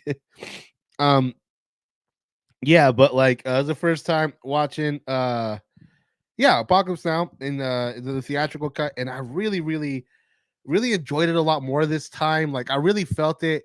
Like it's still like a long movie and it's a little meandering, but I felt it a lot tighter, and I totally get why this movie had the reputation it had, and why it had it for so long. I'll read my review right here. This is my first viewing of the theatrical cut, and I finally think I love this movie. It feels like a bad trip that keeps going and getting worse. I like the film's episodic structure, with each stop feeling like its own short adventure along the way. I enjoyed the shipmates more, especially Chef. I found his arc to be tragic while also providing some much needed comedic relief. With his over the top performance, which is saying something given how over the top everything about this movie is. I admire Coppola's manic and dizzying vision that really captures what I imagine the Vietnam War must have felt like. It is disturbing in the way it highlights civilian casualties by contrasting it against some grandiose showcases of military power. Yet it all adds to amplify the absurdity of the war to begin with. It is as self-indulgent and unnecessary as the Vietnam War itself. In some ways, this is the movie that war deserved all along. Um, and so, like, I listened to the Unspoiled episode about Apocalypse Now after this, and after like they just said some stuff that really kind of like stuck with me, about it, and it's like I didn't think about it, but like none of the people involved with this movie. Oh, hey Troy, how you doing, man? Apocalypse Now is fantastic. Unlike the last film you were discussing, hey, I like the Scream. I like the new Scream movies. But like, I Apocalypse Now, I think it's a fucking amazing cinema. Like, I think it's like the pinnacle of like the worst sort of anti-war movie, because it just manages to make war seem so grand, and while also horrifying and all that. That last stop along the river before they reach Kurtz, and of course obviously the village bombing sequences, like those sequences I think managed to capture a real sense of horror and dread, like a real existential one. um and it's really impressive. Like the thing is, though, I read the book this was based on, and let me tell you, just stick to the movie. No, I've heard that the original doesn't hold up. Yeah, but what's so interesting about, if you think about Apocalypse Now, and this is something that they said in Unspooled. It's like, if you think about Apocalypse Now, it's like, unlike Platoon, which is based on like Oliver Stone's direct experiences as someone who fought in Vietnam. Apocalypse Now is an interesting artifact because nobody involved with this movie fought in Vietnam.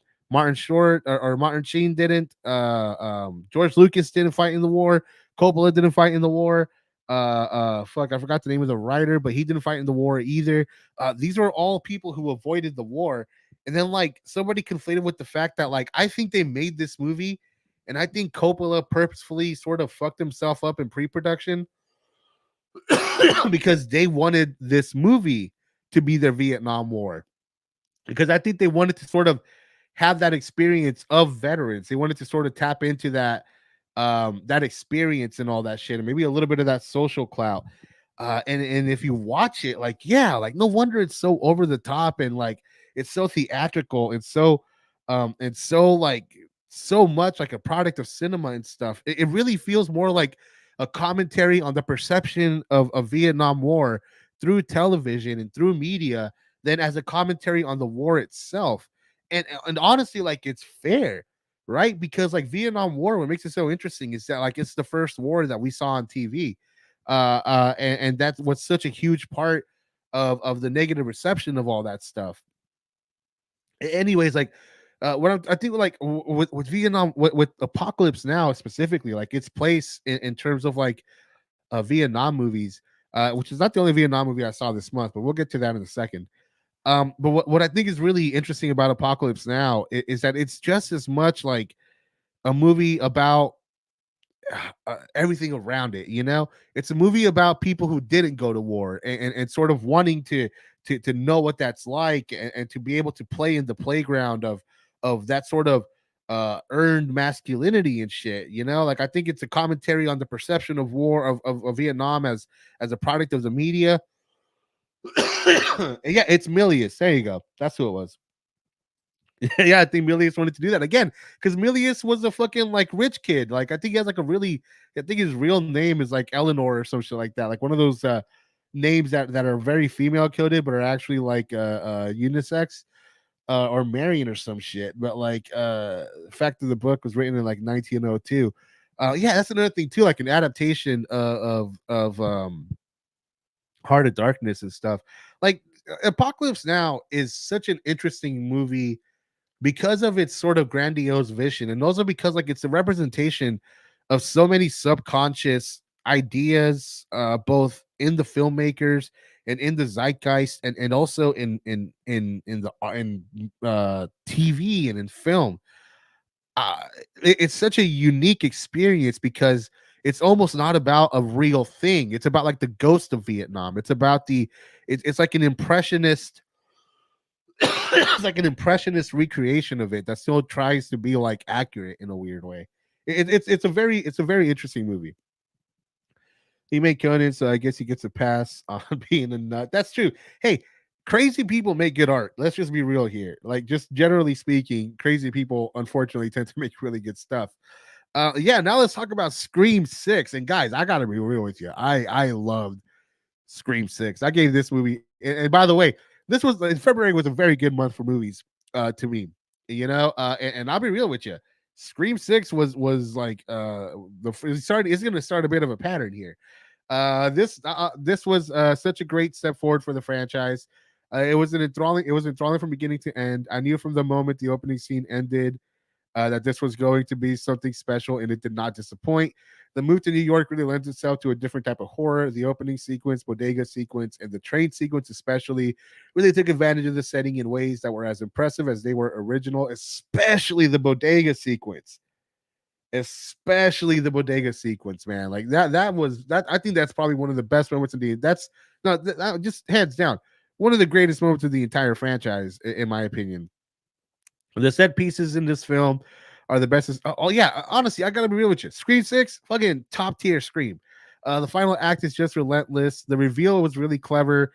I called one of them and they totally played me with their misdirect. Barrera and Ortega are very believable as sisters. Sorry, and it's a bummer they dropped out of the series. As great as the OG cast were, these two do a lot with the sister dynamic that makes them endearing in ways older casts never were.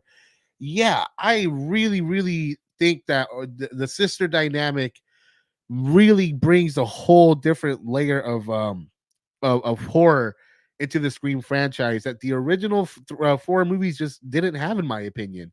I think there's an immediate. First of all, Barrera and Ortega are very believable sisters. Like they have a very sisterly vibe about them, totally believable.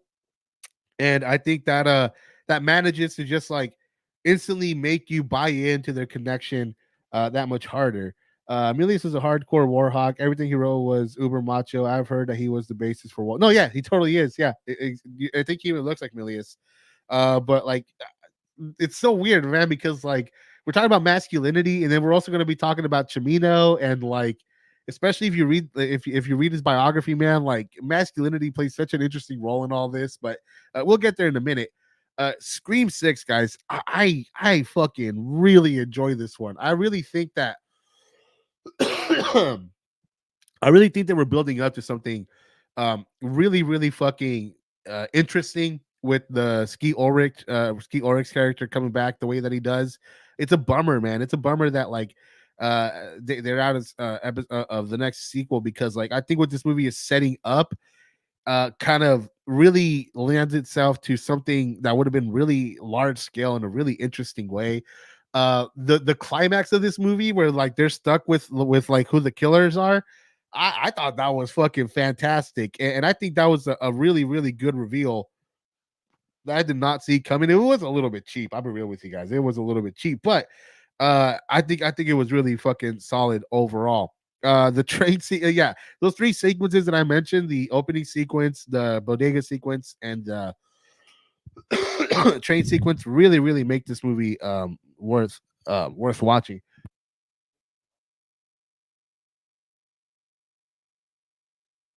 Give me just a second here, guys. Oh, I had to get some more water bottles when I do these long solo shows.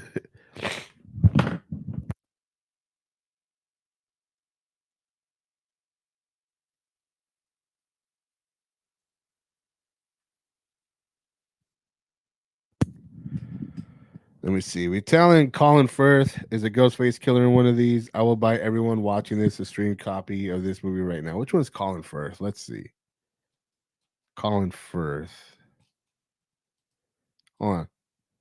I'm not gonna show you this one right here, but let me see.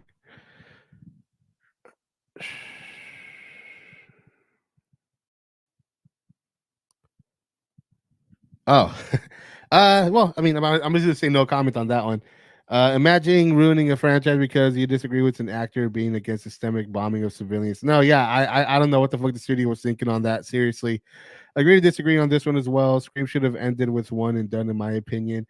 You're not wrong, but honestly, I think Scream 5 and 6 like do the most interesting stuff of all the sequels, and I love Scream 2, and I really enjoyed Scream 4. Scream 3 is the weak link of the franchise, but even that one's really fun. I actually think that like Scream, the directors of Scream 5 and 6 are obvious fans, and I think like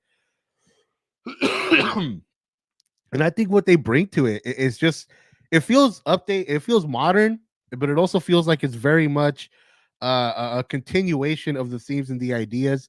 I will agree with Beaver here though. Like the one weak link is that uh some of the key characters they should die. They should have been dead. Considering what some of them go through. Like the one character I'll give a pass, but especially two of the characters in 6, like the way they get it, there's no way they should have survived that, and it actually does lessen the horror a little bit that they do survive. I will give you that, but I think overall, like what they are doing, how they're exploring the sort of tropes of the franchise, and all that, like I just think I think it saves the flaws in my opinion.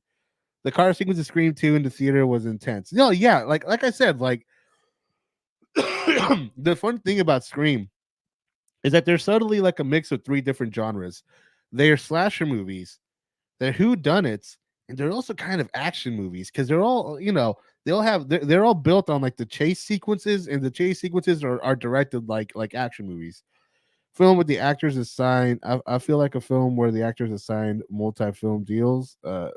Yeah, no, I think I think like I think I get what you're saying here.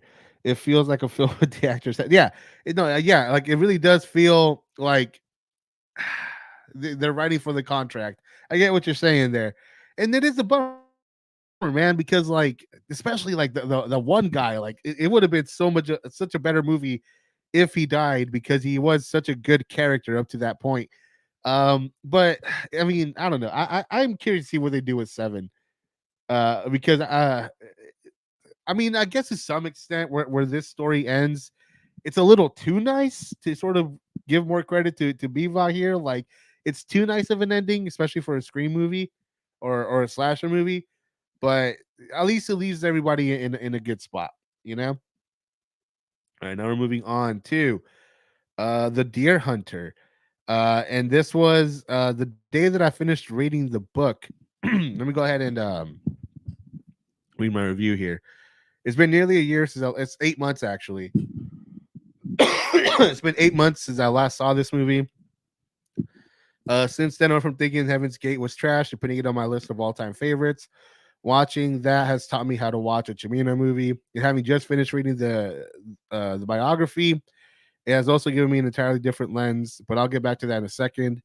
One thing I've come to appreciate about Cimino is that he wasn't a movie brat like the rest of the new Hollywood movement. He came to film via becoming the premier TV commercial director of his time. His understanding of the cinematic language is rooted in making the most captivating imagery as quickly and as consistently as possible in a short amount of time. And the way he evolved that into his films is as unique as it is fascinating. He asks a lot of your time, but rewards it by immersing you in the worlds of these characters and allowing you to see them in ways most movies would cut around. When you give into it, it hits different than anyone else's works. And in The Deer Hunter, it works to make you feel like one of the community and at times like one of the friends. You never feel like a passive observer in a Cimino movie, and it makes the stakes so much more intense, so much more immediate, intense. It's difficult not to read many parallels between Cimino and De Niro's character, considering they have the same name. And much of his demeanor and reputation mirrors Cimino's as well. When viewed as a way for Cimino to work out some stuff with his masculinity and sexuality, it is far more fascinating than even the narrative context suggests.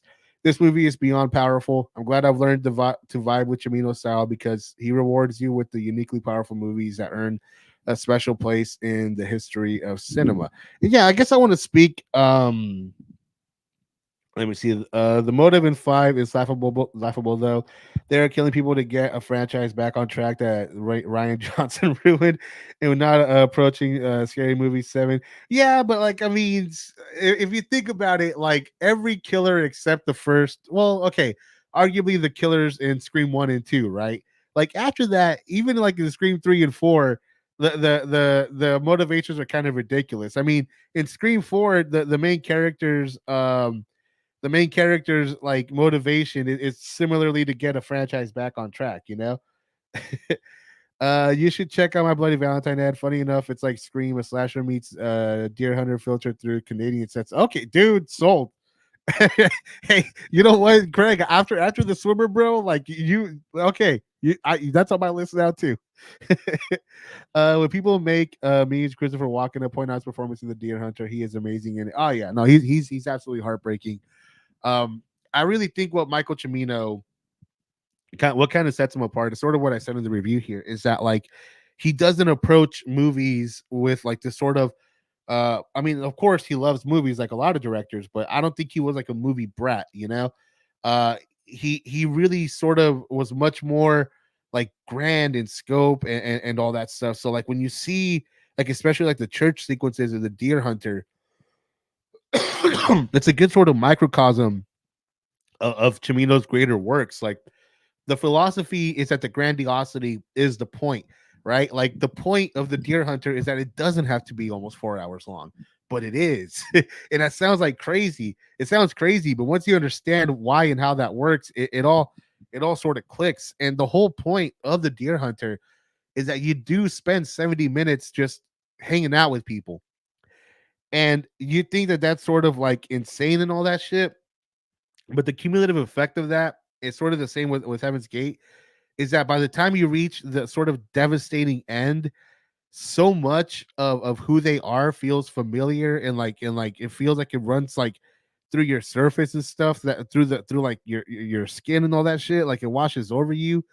That like it makes sense that he's often so simplistic. Like he's often said that he doesn't make narrative movies, and his movies are often very um very sentimental and shit, and they're very sort of like he's like artsy Darman in a lot of ways. But the reason why it works, the reason why he can be so sincere and so kind of like on the nose at times, is because like people are kind of like corny sometimes, and people do sort of overcome these big dramatic odds.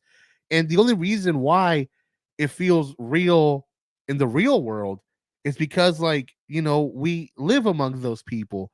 And so we occupy this space with them, and we get to like see them evolve over this course of time. And what Chimino does is that he reflects on in his movies. Like so that even though like something so minuscule like a funeral at the end of the Deer Hunter, or let's say like in the real world, like I like somebody and I hate to like whatever, this is gonna sound like I'm patting myself on the back here, but like after I became a welder, another one of my friends like decided to go to welding school themselves, and it's such a like a small little thing, but because I've known this person for years and we have a history, it feels like this monumental thing. And Chimino recreates that because for the most part, you're just hanging out with people for the majority of a Chimino movie until he gets down to business.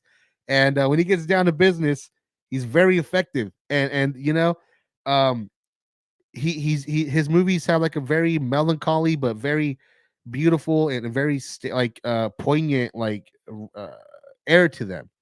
You know, interesting description, Craig. But I agree with your recommendation. Try to get the unrated cut. There. Okay, no, yeah, for sure. With that one, the director did cite Deer Hunter in that sense that it's a movie about a small mining community, but it does capture that small sad town vibe.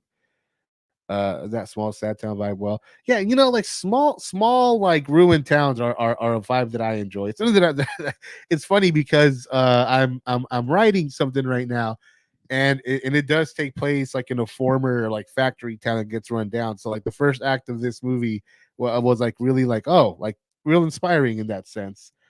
First checked out The Deer Hunter by borrowing it from the library when I was 12 or so, and gone on my first De Niro to kick.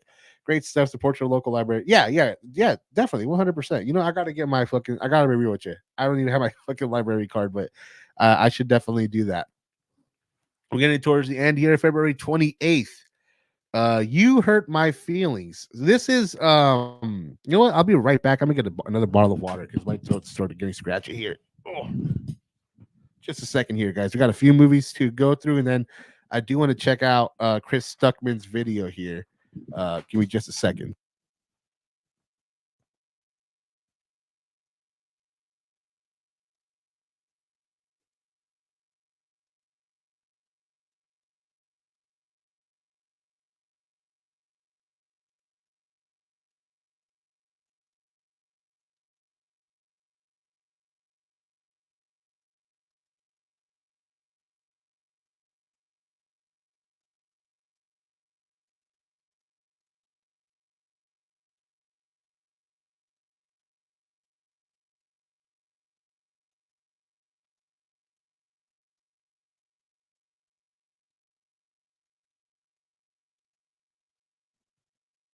All right, so let's talk about Nicole Hofstadter's 2023 movie.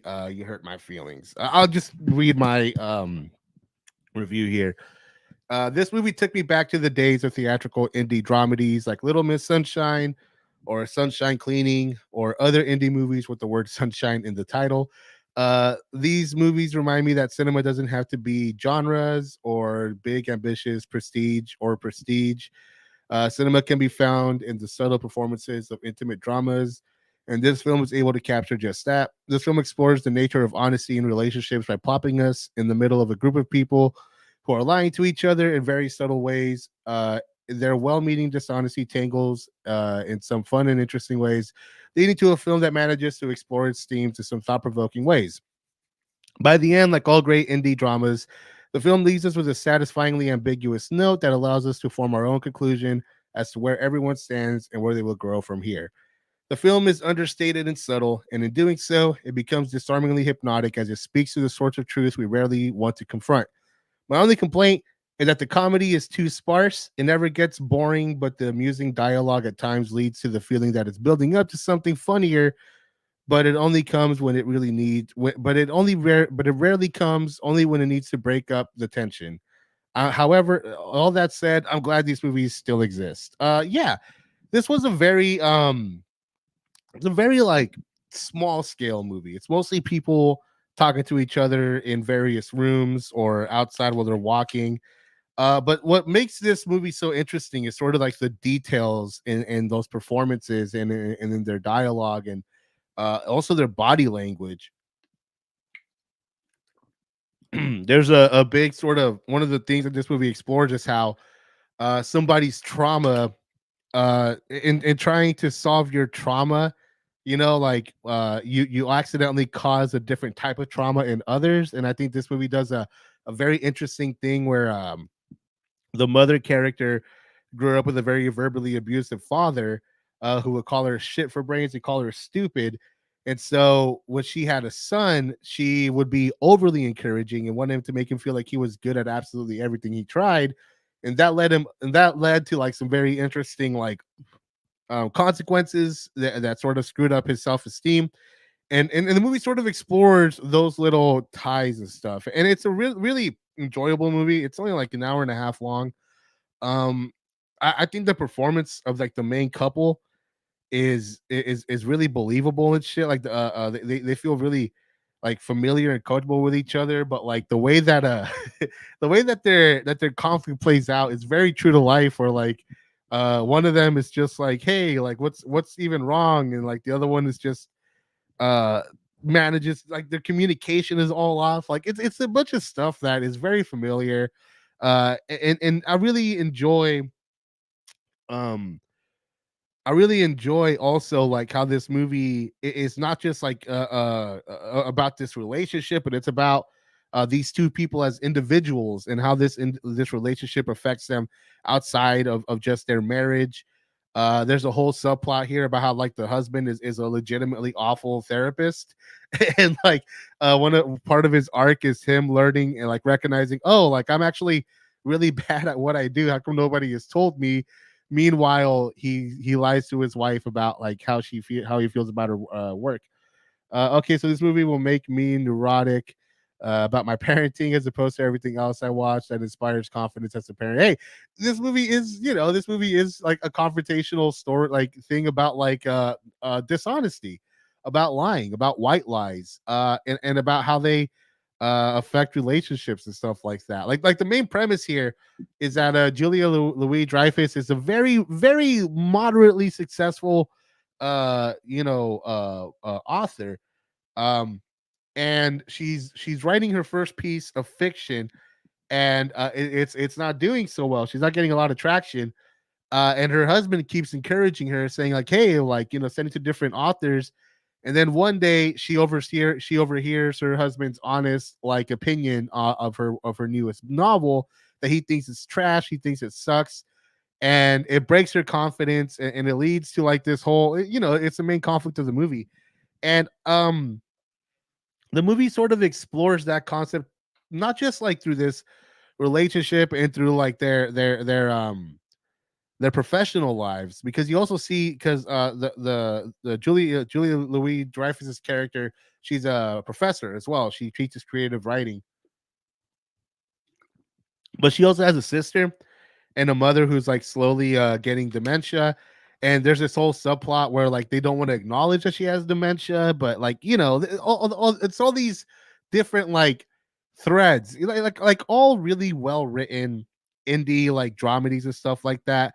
It's more of an exploration of a theme and of an idea through different lenses and different relationships. And this movie manages to really like, again, like, it makes sense that like, yeah, if you're neurotic, like this movie is probably not like the best watch, because it is sort of confronting us with like the uncomfortable truths that we avoid by not talking about them, and how they play out in good and bad ways. And so yeah, like if you're just interested for like a really low key, really funny, really amusing little dramedy that also has really interesting ideas that are explored in really unique ways and really fun ways and lighthearted ways, I really recommend this one. Sounds like this one hits a little too close. Well, I mean, I think it hits a little too close for like most people, because, like I said, it's not just about like the romantic relationships or the parenting relationships. It's about like all relationships, and the nature of honesty within like um all of them. Like yeah, it might hit a little too close for some people, to be honest. Now that I think of it, and this is the big one that I've been wanting to talk about, Craig. This is a recommendation from Craig W over here, and this was a movie that like yeah, we watched it on the 29th, literally the last day of the month. uh and Craig recommended it for me. I didn't know a damn thing about it, and I just felt like watching a movie, So then I put on the trailer, and me and Lindsay are looking at each other the entire trailer, being like, okay, all right, this movie might either be like the like weird, goofy, fucking Miami Connection shit, or it might actually be brilliant, or it might actually be like the greatest thing ever. And I gave it 5 fucking stars, guys. This movie is fucking amazing. What did you think about it? Wait, which movie was it again? Oh God, that was. I didn't. That one really. I didn't know what was gonna happen, but that guy was very fucking creepy. Yeah. And it was just interesting seeing like as he was getting closer to home, how more and more people despised him, and it was just very. It was almost uncomfortable to watch, but Yeah. in a cringe like way. Like I felt bad for this guy, but also like I was like, you did this to yourself, buddy. But yeah, he was a great actor because I cringed the whole time. Yeah. Yeah. No, guys, The Swimmer.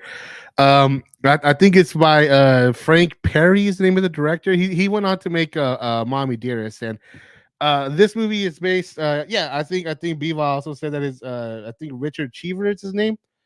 It's based on a short story that was originally published in the New Yorker about a dude in his late 50s who is sort of swimming his way home through all the swimming pools of his neighbors, right?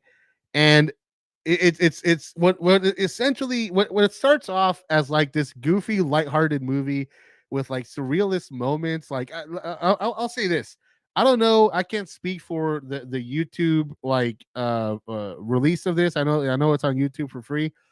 Um, but the Grindhouse like disc and all that shit, like the Grindhouse like a Blu-ray release, my God, it is a beautiful looking movie. It is absolutely stunning to look at, and there's a very like the first like half of this movie, like what is very interesting is how the movie plays with form because like um the movie's about disillusionment, right? Like Lindsay says, you follow this guy who essentially is presented as this happy-go-lucky, super fit, like older dude who like charms the pants off of everybody he meets, but then by the end he is this tragic, sad, broken man. uh and what's really awesome is how like the movie the form changes. Like the entire movie is shot on location, like in the woods and all these swimming pools. But then at the end of the movie, when the big truth is revealed, it's on a sound stage, and it's a very obviously on a sound stage. Like they barely try to hide it, and it's like this sad looking rundown thing. And at the beginning of the movie, like it's this big, bright, jovial, technicolor like thing with like these surrealist like experimental editing and shit like that. But then like as the movie goes on, it's less vibrant, less exciting, and more sad. Because this very much reminds me of Mad Men in a lot of ways. Yeah, John Cheever. Yeah, John Cheever. That's what it is. It's a surrealist concept, but it's such a revealing portrait of a broken man. Yeah. No, no. Hey, you're not wrong though, Mikey. It is totally in line with that.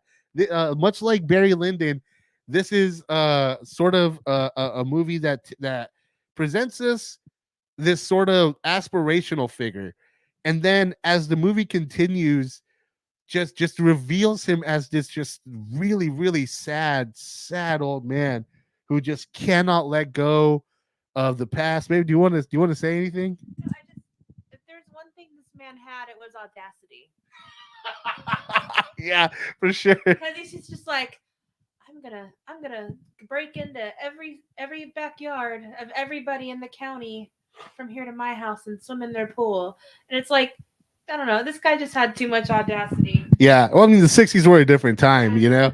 Definitely. But like one of the things that's really cool about this movie is that it's called The Swimmer, and it's him swimming in other people's swimming pools throughout the entire movie. And again, like the movie plays with form a lot because um as his journey continues, he goes from these like the first pool like that he goes to, like the people who own it, they brag about how they have like the most expensive filtration system that cleans out like 99.99, they say it multiple times, 99.99.99% of all like contaminants and all this shit. And then like there's one sequence at a nudist colony where like that's where you find out like the big dirty secret that he's been hiding. It's the Uh, vulnerability. yeah, and he's literally naked, they literally strip him down and you see him for like who he is. There's a sequence where a boy who is abandoned by his parents, and he swims on an imaginary, like on an empty pool through imaginary water, and then the movie like climaxes.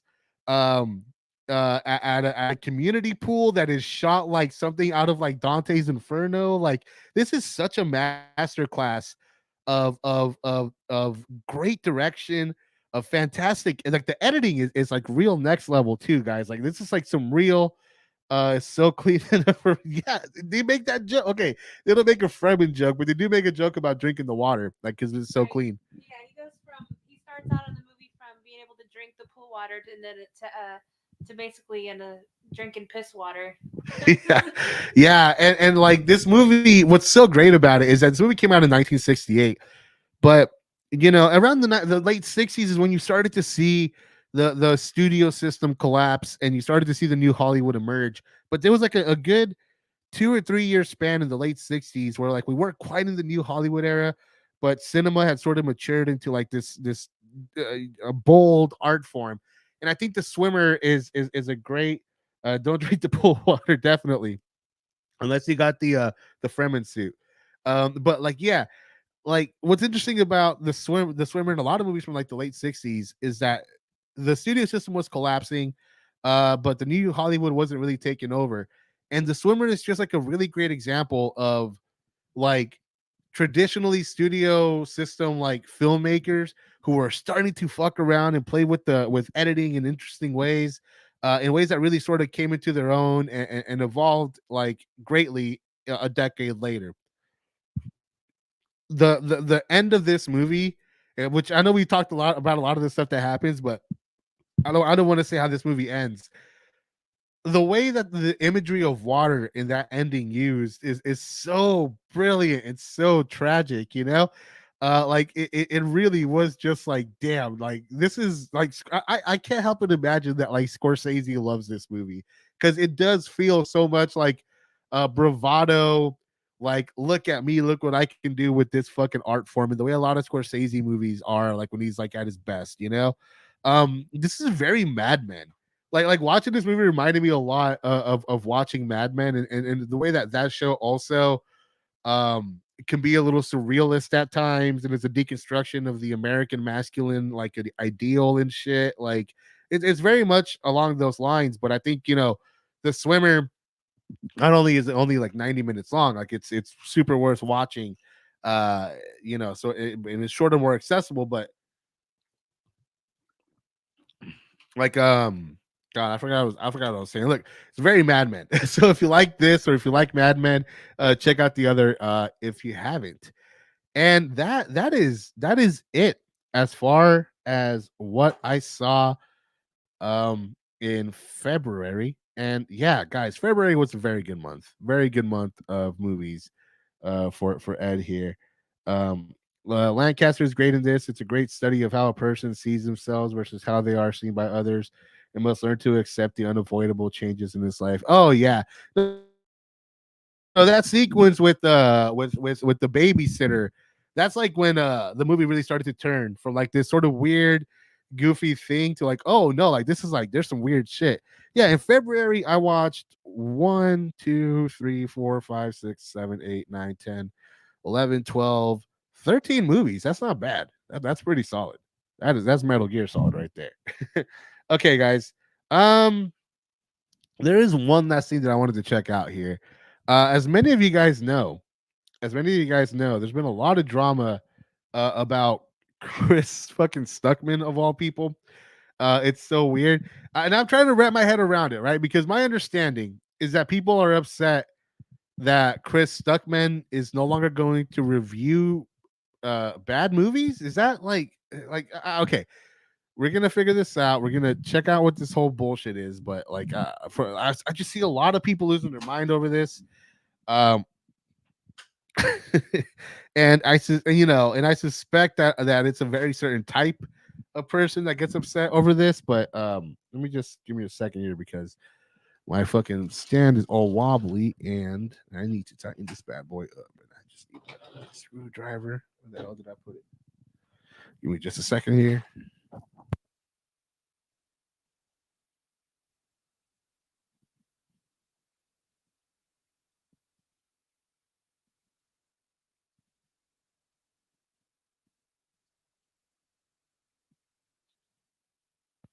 Okay.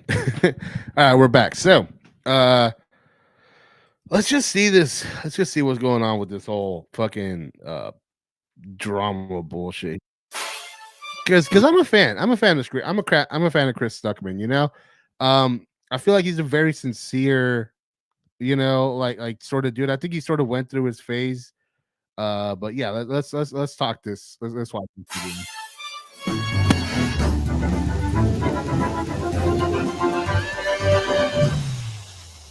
So I just saw Madam Web. There was no screening for it in my area. There were no late night showings before the day, so I had to go see it on Valentine's Day. And I thought to myself, probably not going to do a video for this one based off of what I've heard, since I do try to keep it mostly about film celebration on this channel. Having seen this Yeah, no, I don't really get that either. Again, I do not understand this drama whatsoever. So let's figure this out together. film, I'm going to tell you that this is not. When did I first get stuck? Oh, dude, God, I think episode 7. I think episode 7. Actually, I think he was one of the first people that I saw talk about the Force Awakens. Uh, like yeah, and I've always kind of vibed with him, and I've remained a fan, even though like I usually disagree a lot with his takes and his sort of reviews and stuff like that. I've been a fan of his sort of his sincerity, you know. But I think that's sort of a part of it too. I think there's like a lot of people who just want anger and extremities in the film criticism. I want to be as happy as Jodorowsky when he saw Lynch's Dune. I wonder what Jodorowsky. I don't know if Jodorowsky's even alive, to be honest, but I wonder if he's seen Villeneuve's movies. I wonder how pissed off he was when he watched fucking like Star Wars and was like, "Oh, that was gonna be my fucking movie, man." Let's just continue watching. A movie review of Madam Web. I am not about bashing filmmakers, artists. I know how hard it is to make a movie. I do not know how hard it is to make a movie under the studio system. I was able to make an indie film without a giant corporation breathing down my neck. Which, you know what? I will say this. I think that's common for anybody who's ever like actually made a movie. Like, my most expensive movie was $10,000. All right, like that was it. But even getting that movie together, like the amount of work that it took to get my $10,000 movie together was a lot. Like I'm say what you will about my work, those movies about my movies. I'm proud that I got those movies done because it's hard to make a movie, even on a very small scale. And so I think that's sort of why my approach is probably different than a lot of people's. Like, I get it. Like, I get that this shit is not easy, like on any level. I can't imagine how much more difficult it must be, like on the millions of dollars with the studio and shit. So, I mean, I look, I'm all for trashing a movie that deserves a good trashing. Which to me are movies that are made cynically with no love and like no care whatsoever. But it is very rare. To me, it is very rare that those movies even exist. Reviewers like RLM review whatever they want. This is why they ignore movies like The Batman and spend 30 minutes on Kid Detective. Yeah, it's more interesting to me, frankly. Like, how many fucking bad reviews of Madam Web do we need out there? Like seriously, how many people do we need saying like Madam Web has like bad writing and shit? Like, okay, like fine. I personally like I'm more interested in a 30-minute video on something like Kid Detective because you know what? A, I don't know what the fuck that is. And B, if you got a case to make for a movie called Kid Detective, I want to fucking hear it, dude. Like good or bad. I want to see what's up with that. It's amazing that any of these movies get made, let alone some end up being great. Yeah, it's hard to make a movie, period. It's even harder to make a decent movie. It's even fucking harder to make a good fucking movie. Like it's a miracle that they even exist. So I get it.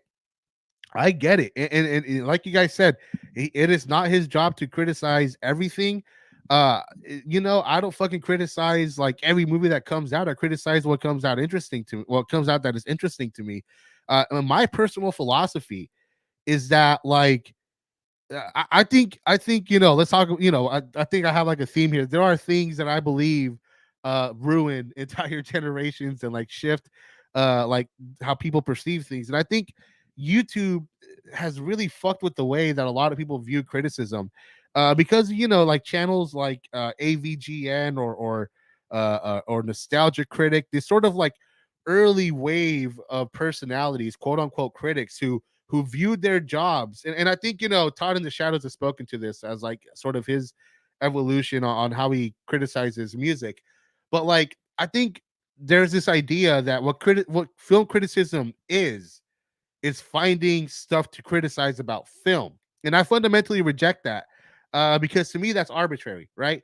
To me, that's as arbitrary as like only finding things to celebrate about a movie. I don't think that's good film criticism, but I do think it makes for good content. I think, when you only have extremities and things can only be really like the greatest thing ever or the worst thing ever, it's exciting. I get why it exists, but I don't think that's interesting or a good or good film criticism because it's cheap and it's simplistic. I think what makes a good film critic is someone who is able to explain why they feel a certain way. But that's what I try to do. I try if I it, like to me, like if I give Scream 6, like I gave it a 5, I gave it 5 stars, right? That doesn't mean I think it's like one of the greatest movies ever. That doesn't mean that I think it's like a perfect film. When I give that movie 5 stars, I mean that like as a film experience, as what I like about films, like um what it presents itself, I think it is the best possible execution of what it presents itself to be.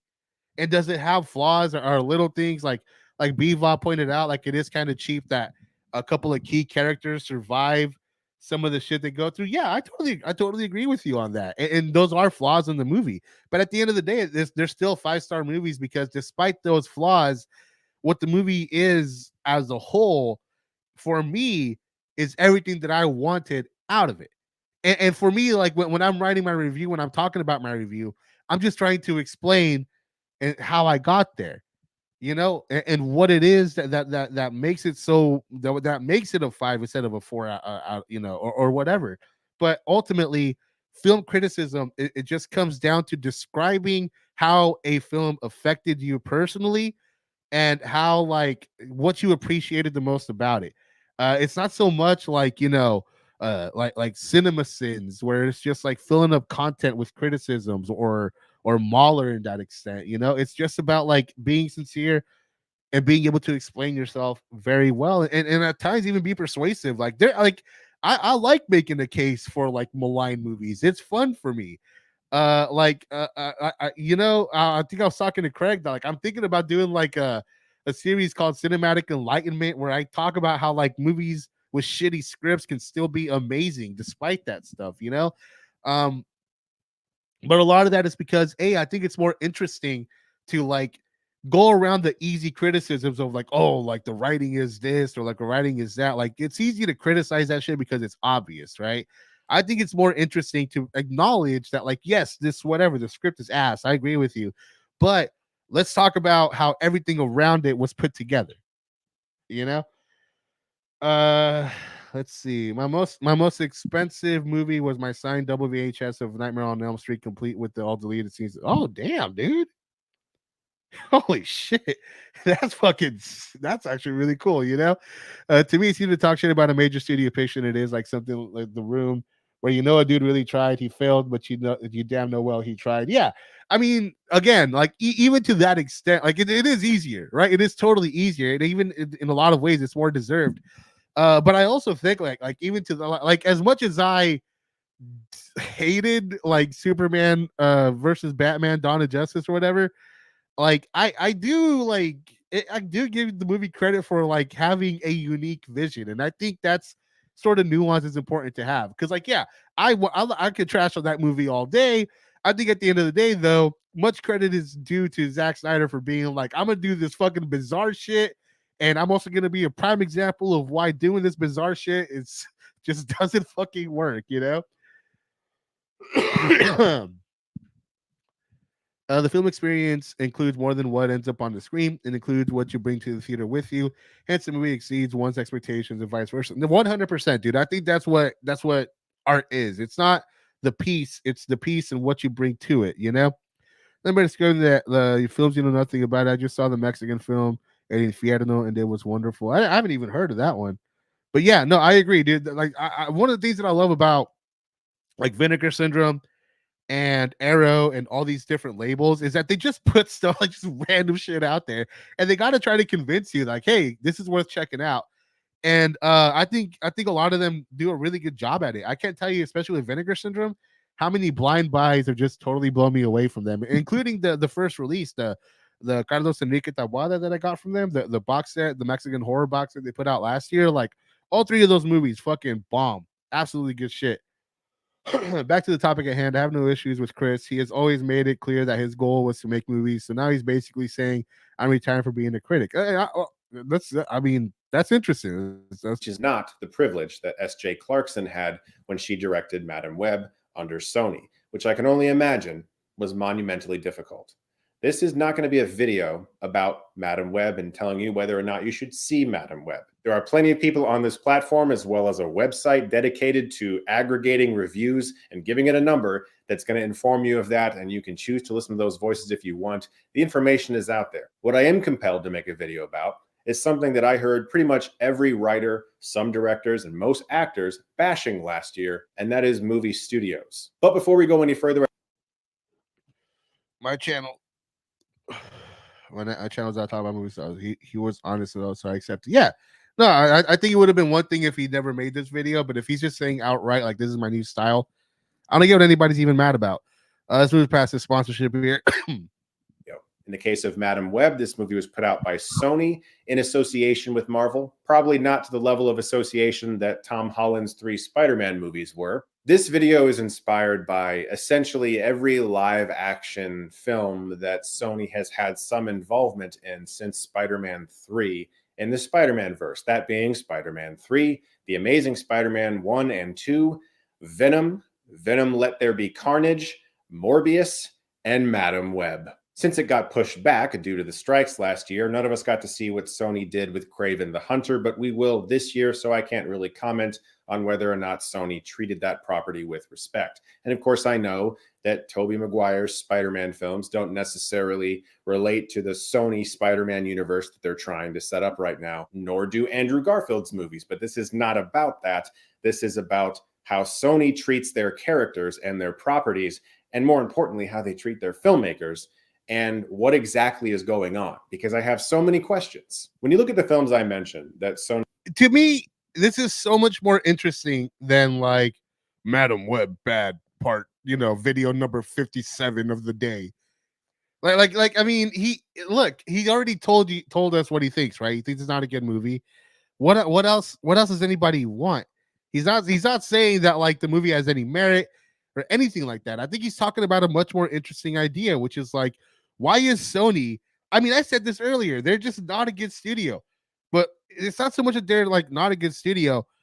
They are like in the 2010s, what Fox was throughout like the 2000s and like the mid 2010s. I think under Eric Roth, they're just like studios that it's not so much that they make bad movies.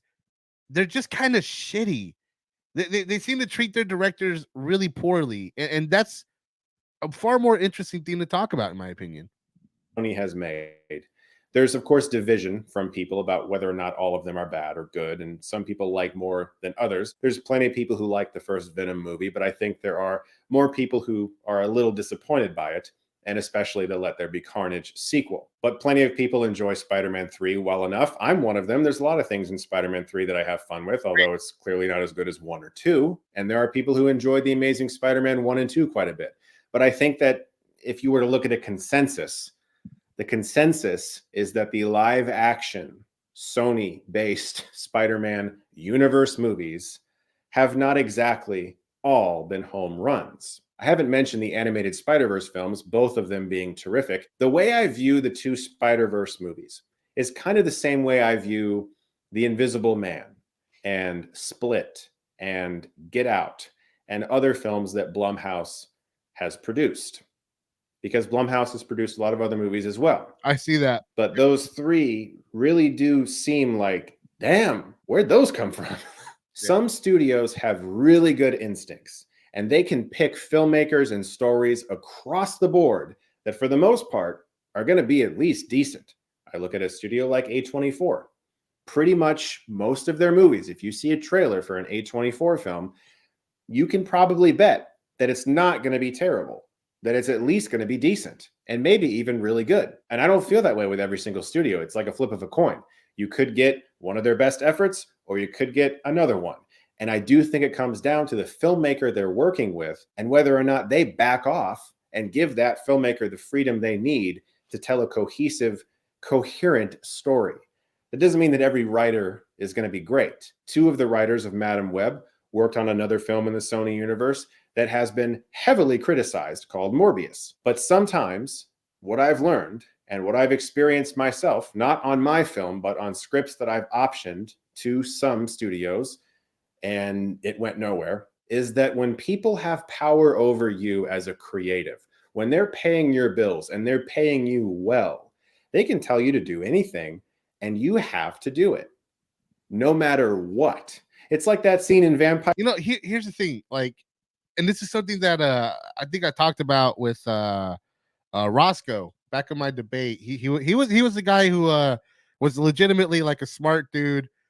Great conversation. I think he might be on. Maybe if I ever do it, you know, I'll let you guys decide if you still want me to debate stuff like that. I'll do it if you guys want me to, but kind of 50-50 if I want to do it again myself. But one of the things that I talked about with him in that debate, or you know, conversation, whatever you want to call it, was that, you know, filmmaking is a job.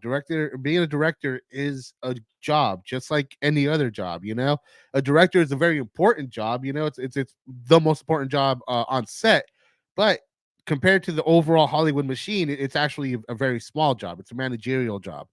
And like I said, there are I think we've all been in situations professionally in our lives where we've had to make compromises on what we think is best on someone else's orders. You know, I remember back when I used to work, like in the temp agencies and shit like that. I used to work somewhere where like people just died. Like people would die, they would get caught in machines and all that shit. And I worked on some of those jobs where, like, I mean, I never got close to dying or nothing, but I could see how like being careless would lead to that shit. Like, shit happens. Professionally speaking, compromises are part of everyday life. And I think, you know, something that a lot of critics don't really take into consideration when they lay a lot of you know, blame on the directors and stuff like that. And don't get me wrong, sometimes directors have no restraints and they should be completely taking, you know, given the blame for how some things turned out. But for the most part, your average director is also being directed by the studio themselves and has to make decisions according to what they want. And I think um, what's more important when you talk about a director is like the continuing style and themes that carries on from one film to another. So let's just say that like Madam Web, I mean, I'm pretty sure it's terrible. I don't doubt it, but I wouldn't say the director of this movie is terrible unless like her next couple of movies are terrible too. From what I understand, she does really good TV work. So maybe it just depends on what environment she's in. You know, either way, there's a lot more nuance to be had in this than, you know, Ryan Johnson is the worst director ever because he made my least favorite Star Wars movie or some bullshit like that. Vampire's Kiss, where Nicolas Cage is threatening to fire his secretary, and he says, "You're the lowest on the totem pole here, Alva. The lowest. Do you realize that?" "That's right, Alva. It's a horrible, horrible job. I couldn't think of a more horrible job if I wanted to. And you have to do it. You have to, or I'll fire you. Do you understand?" Sometimes that's exactly what it feels like when you're a creative dealing with a larger entity that has control over your creation, or at least your script or your story or your characters. When they can tell you what to do and you got to do it, it doesn't matter if you think it's insane. You have to find a way to make it work. Now, I'm not saying that's what happened on Madam Web and Morbius and all these movies, but I would not be surprised, because when I look at Sony's involvement with the Spider-Verse films, I see Lord and Miller that have had massive success on the big screen in the past, that have made a lot of money for a lot of people and have proven themselves to be very smart at what they do. And I can totally see a company like Sony saying, why don't you guys give us your best shot and then we'll give you some notes. Now, for a filmmaker like S.J. Clarkson, who made Madam Web, she's had a long and respectable career directing television, but she's directing her first movie and it's a Sony superhero movie. When I saw Madam Web earlier today, there wasn't a single part of me that thought, wow, this is just a terrible filmmaker. Yep. I could not help but see the myriad of evidence that has been laid at all of our feet that this is a studio that is simply retaining the rights to their characters, that does not care about the quality of this experience they're giving us. Dude, how could anybody be upset here? This is, again, such a more fascinating thing to talk about, and way more important to talk about too. This is way more, because it's an examination of why these movies turn out this way, and also of a fucking problem, of a genuine problem in the film industry. The motherfuckers are out there being like, he won't talk bullshit about how the writing is bad. He's fucking bullshit film critic. It's like, man, okay, he's not being a film critic right here. He kind of dropped that pretense already. He's talking about a bigger thing that's worth more attention and more criticism, frankly, at the end of the day. Look at James Gunn. He was given free reign by Marvel, and he made arguably their best stuff. He went to DC and did their best stuff. He is a trauma alum who has been allowed to follow his vision. Yeah, no, he's a great example of an ideal there. And also, like, an interesting thing about James Gunn is that, like, he hasn't really, like, outside of having to keep it PG-13 for Marvel, like, he really doesn't have to, like, sacrifice much of like his true taste or vision or anything like that. And like he is very much the more I think, when you think about it, he's probably like the greatest auteur working in big studio productions right now. I'm not 100% sure I can say that I expect all A24 movies to be good to great, but I am at least confident that they let the movie that they wanted to be made, and that is commendable as hell. I completely agree with you on that for sure. Reactionaries can't blame the capitalists. If they did, they might have to like re-examine their entire fucking belief system. You're right. There's been too many examples of movies that all feel kind of the same, like a mishmashed early 2000s superhero movie. They can't seem to get out of that. No matter how many times we've said to this studio, we would prefer it if you went a different way, even with the excellent examples of their two Spider-Verse films. And I can't help but think, who is this for? Who wins here? Is it the audience? It seems like it isn't, guys. Is it the creatives? Definitely not. Is it the studio? Are they making a lot of money because they keep doing this over and over again? Sometimes it makes sense to make a Venom movie. It makes sense to make a Spider-Man movie. Those are characters that are going to generate money no matter what.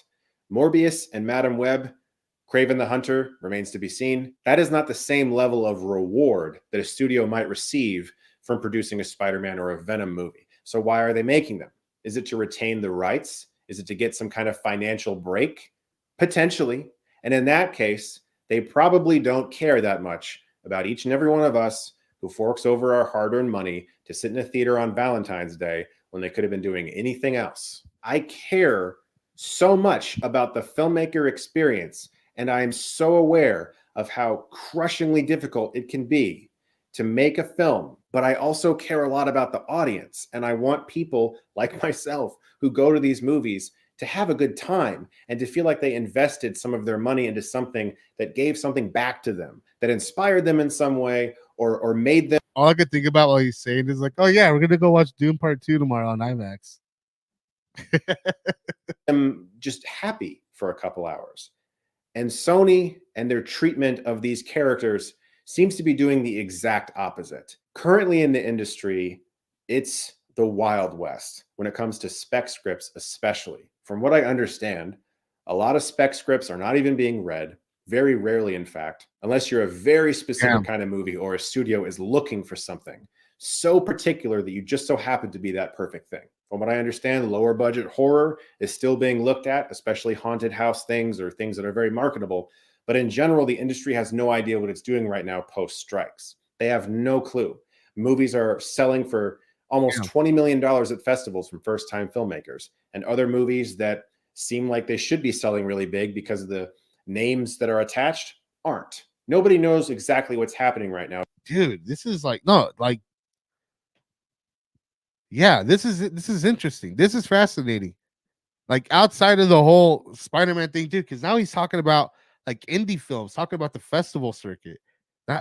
Dude, again, this is goldmine shit. Because everyone is so beholden to this algorithm or whatever Netflix is telling them people want to see. This is creating an almost robotic, like dystopian conveyor belt of movies that we are essentially supposed to kneel at the very end of, open our mouth really wide and just consume, and then ask, when do we get the next conveyor belt thing? See, I love this shit because like this is the whole. Here's what I'm getting about like those maulers, those dudes who like make these fucking epic videos, hey, about like stuff like how Madam Web is like bullshit, right? Is that they talk about how like consume, like don't think and consume shit. And it's like, motherfucker, you're going to watch big budget 4 quadrant films, like to go to like a Doctor Strange, like a multiverse of madness, and be like that fucking worked up about like the screenplay that you make a 6 hour video. To me, that is the equivalent of like going to a strip club and trying to find your wife or something. It's like going to McDonald's and asking for a Whopper. It's like there are places to find these things. It is not here. I mean, I'm not saying that like MCU movies or Disney movies or big budget movies can't be well written. Dune Part 2 is a great example of one that is. What I'm saying is that like when you do something like what Maulers do, when they criticize people who enjoy the MCU as like mindless consumers, is that they miss the irony is that like what they are watching is a consumer product before it is art, specifically the MCU and all that shit. It is part of a great, like, no movie, even though they can individually be better than others and stuff like that, each one is just like meant to push around the next one and the next one and stuff. Like you go there to essentially just sit back and enjoy it. That is the purpose of it. You know? What is interesting about what Chris Stuckman is saying here is how he's like laying out how like the movies that do reward those sort of demands, that movies that used to be made with care and consideration, with artistry, with thought and with depth, and that could be bold and original, movies that are in the festival circuit, independent movies and stuff like that, they're starting to be affected by the actual fucking don't think and consume mindset because of the algorithms. That is an actual, if you give a shit about movies, that is something that is worth like talking about, and that is worth get like having out there, because that is a genuine issue. It's one thing for blockbuster movies who have traditionally always played it as safe as possible to continue playing it as safe as possible. But when that shit is like starting to like infect where like the art of cinema really comes like through, because I mean, when you're talking about like Netflix and all that shit, you're not just talking about America, you're talking about a global audience. And that translates to all the other players in the game, because there's so few of them now. They all got to be playing the exact same game at this point. You know, like, yeah, I see where he's coming from, and that's a way bigger issue. Hey, what's up, Mikael? How you doing, dude? Good to see you, man. Um, Sonny Clear forgot the risk aspect of risk versus reward with some of these. Spider-Man adjacent to comic fans is nowhere near the same to Spider-Man movie fans. But I think a lot of it, I think they're just more interested in keeping the rights ultimately at the end of the day. It's just being min-max. I think unfortunately I think frankly, yeah, I mean, you can kind of see that a little bit. And I think Apple, funny enough, I think Apple is a big player in that game too. Because if you want to be on Apple, you can't cuss. And I'm like, whatever. I don't want to make a whole big deal about like cussing is important and all that shit, but it is one of those things that it's like, if you're an indie filmmaker now, and if you're trying to make something that can be sold to Apple, who has had some of their indie movies be nominated for Oscars. I think Cha Cha Real Smooth, Coda being examples of that. I think a couple of other movies, Killers of the Flower Moon, obviously, duh. Napoleon, you know. They also put out a lot of indie movies. So I think if you're an independent filmmaker now, for the first time in your life, you might want to think about keeping the language, PG, in case Apple might be interested someday. And that sucks, you know? The online culture today is to rip films even before they are seen. Studio films often feel like they are put together by committee to appeal to wide audiences. It is about making money. And it's always been like this. That's what I'm saying. Like, there's places to see shit that's better than that. It's like how when EFAP don't like Chris, everyone has a problem with Chris, so everybody hates Chris. Also, sorry I'm late, just got back from see. Dude, oh man, I just watched it today, bro, on IMAX. I came home and I told Lindsay about it, and then we bought tickets to go see it again tomorrow on IMAX. Like, what did you think of it, by the way, Mika? I gave that movie 5 stars on. I gave it 5 stars on Letterboxd. And now that you see the beginning of the stream later, if you want to know what I thought of it, but I fucking loved it. But yeah, like to me, again, I really hate the idea that this sort of min max algorithm shit is starting to infect indie movies, dude. That really fucking sucks. That you have generated for us from your algorithm robotic AI thing, whatever that is. Because when I watched Madam Web, there wasn't a single part of me that thought a writer sat down and came up with the idea of the final fight happening underneath a giant neon Pepsi Cola sign. I just don't think a writer sat in their apartment in LA and thought, that's a good idea. I'm pretty sure Sony said, we have to incorporate Pepsi in some way and deal with it. And that's what it's like for a lot of these creatives. I just heard a story today about someone who's working with a massive entity studio, I won't say what it is, who has hired that person to write a story based off of a very interesting hook. He wrote the whole script, came back to them, and they said, I wonder if it's the next Jurassic movie he's talking about. Fuck yeah, it's so good. I loved each scene. I don't want to spoil it. But in my opinion, the love story was the weak. Really, you think so? Like I thought. I mean, is with that ending? I don't know, man. I thought like honestly, like okay, I will say this. Like you got to admit, like they had a, you know how like a lot of movies where they have like a romantic couple, like they have like a meet cute. Like this movie has like one of the best action sequences in this movie is like the meet cute where they where like the big visual where they become like visually metaphor, like where they what's the word I'm looking for here, when like the film visually establishes that these people are sort of like in love with each other. It does so with this awesome fucking action sequence. I really enjoyed the love story myself, frankly. Especially with that ending, straight up. Maybe the writer was a Highland, maybe for real. you know what? We don't really like that hook anymore, but we still like your story. Can you make it work without the hook? And this poor writer is trying to figure out how in the world they got hired to write a story based off of an idea and are now told to write the exact same story, but without the idea. And that's exactly the type of situation that so many writers find themselves in. And I would not be surprised if a lot of these Sony Spider-Man universe movies have had very similar conversations bouncing around their meetings. It's maddening, and it does good for no one. So what are my solutions for this? It's the same solution I've said for a couple years now, because let me see.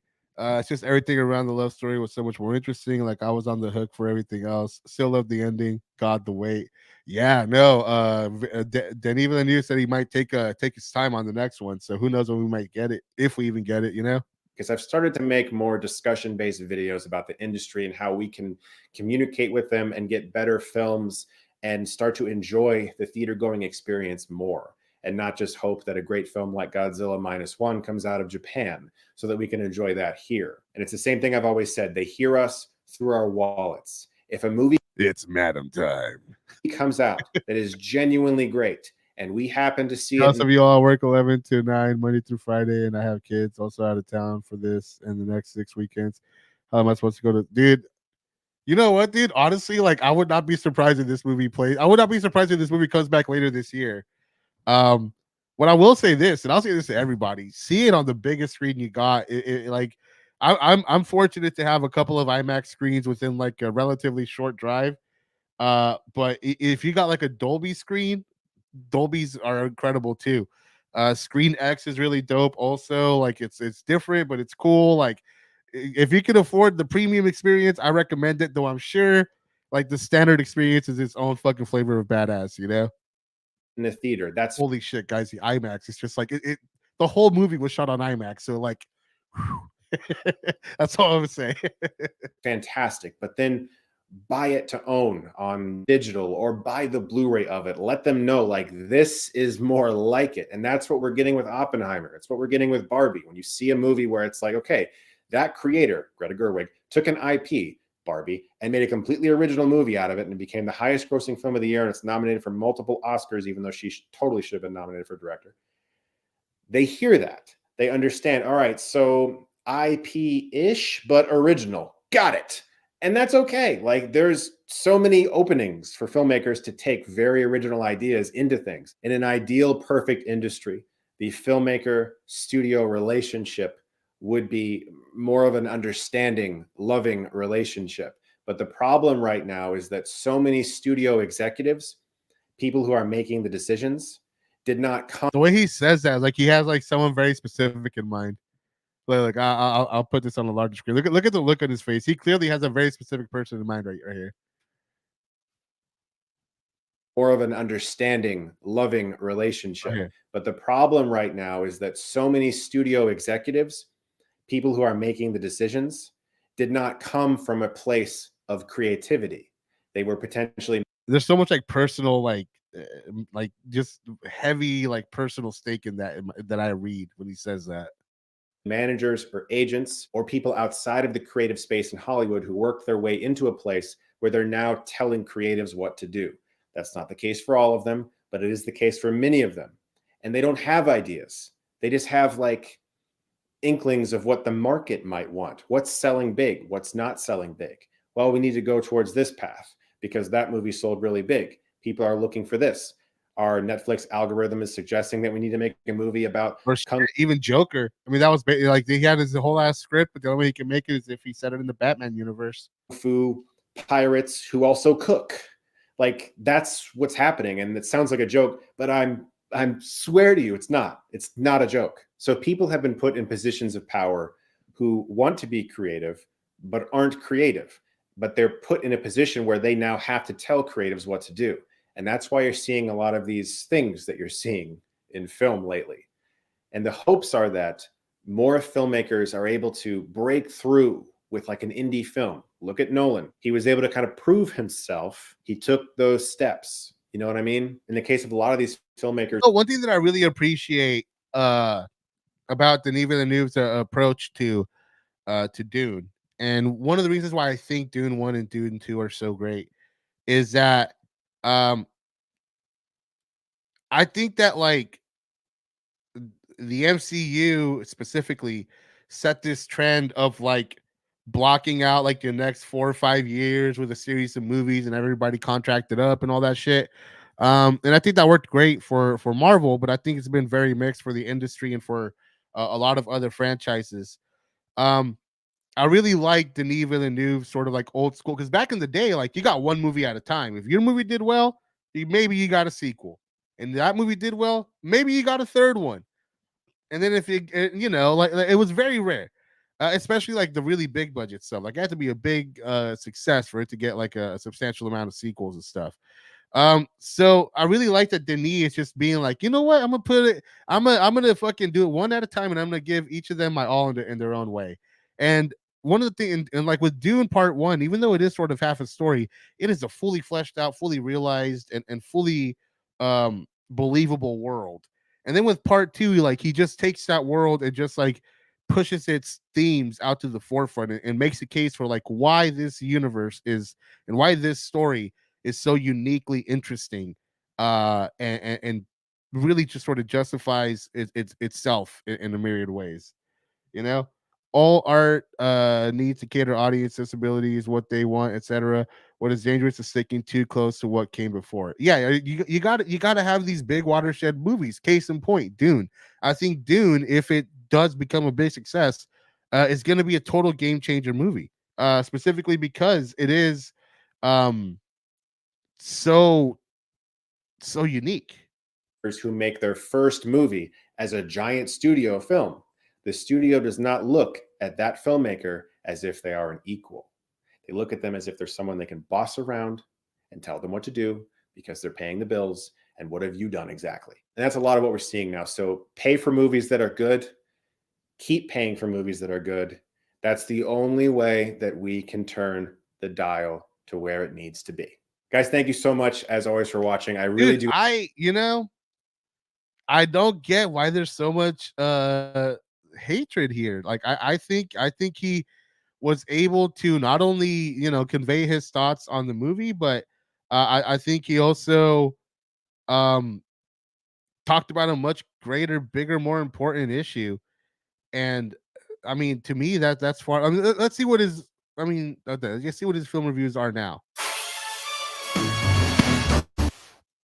Socio-economic Okay. MMO with a want to be the bad and much more.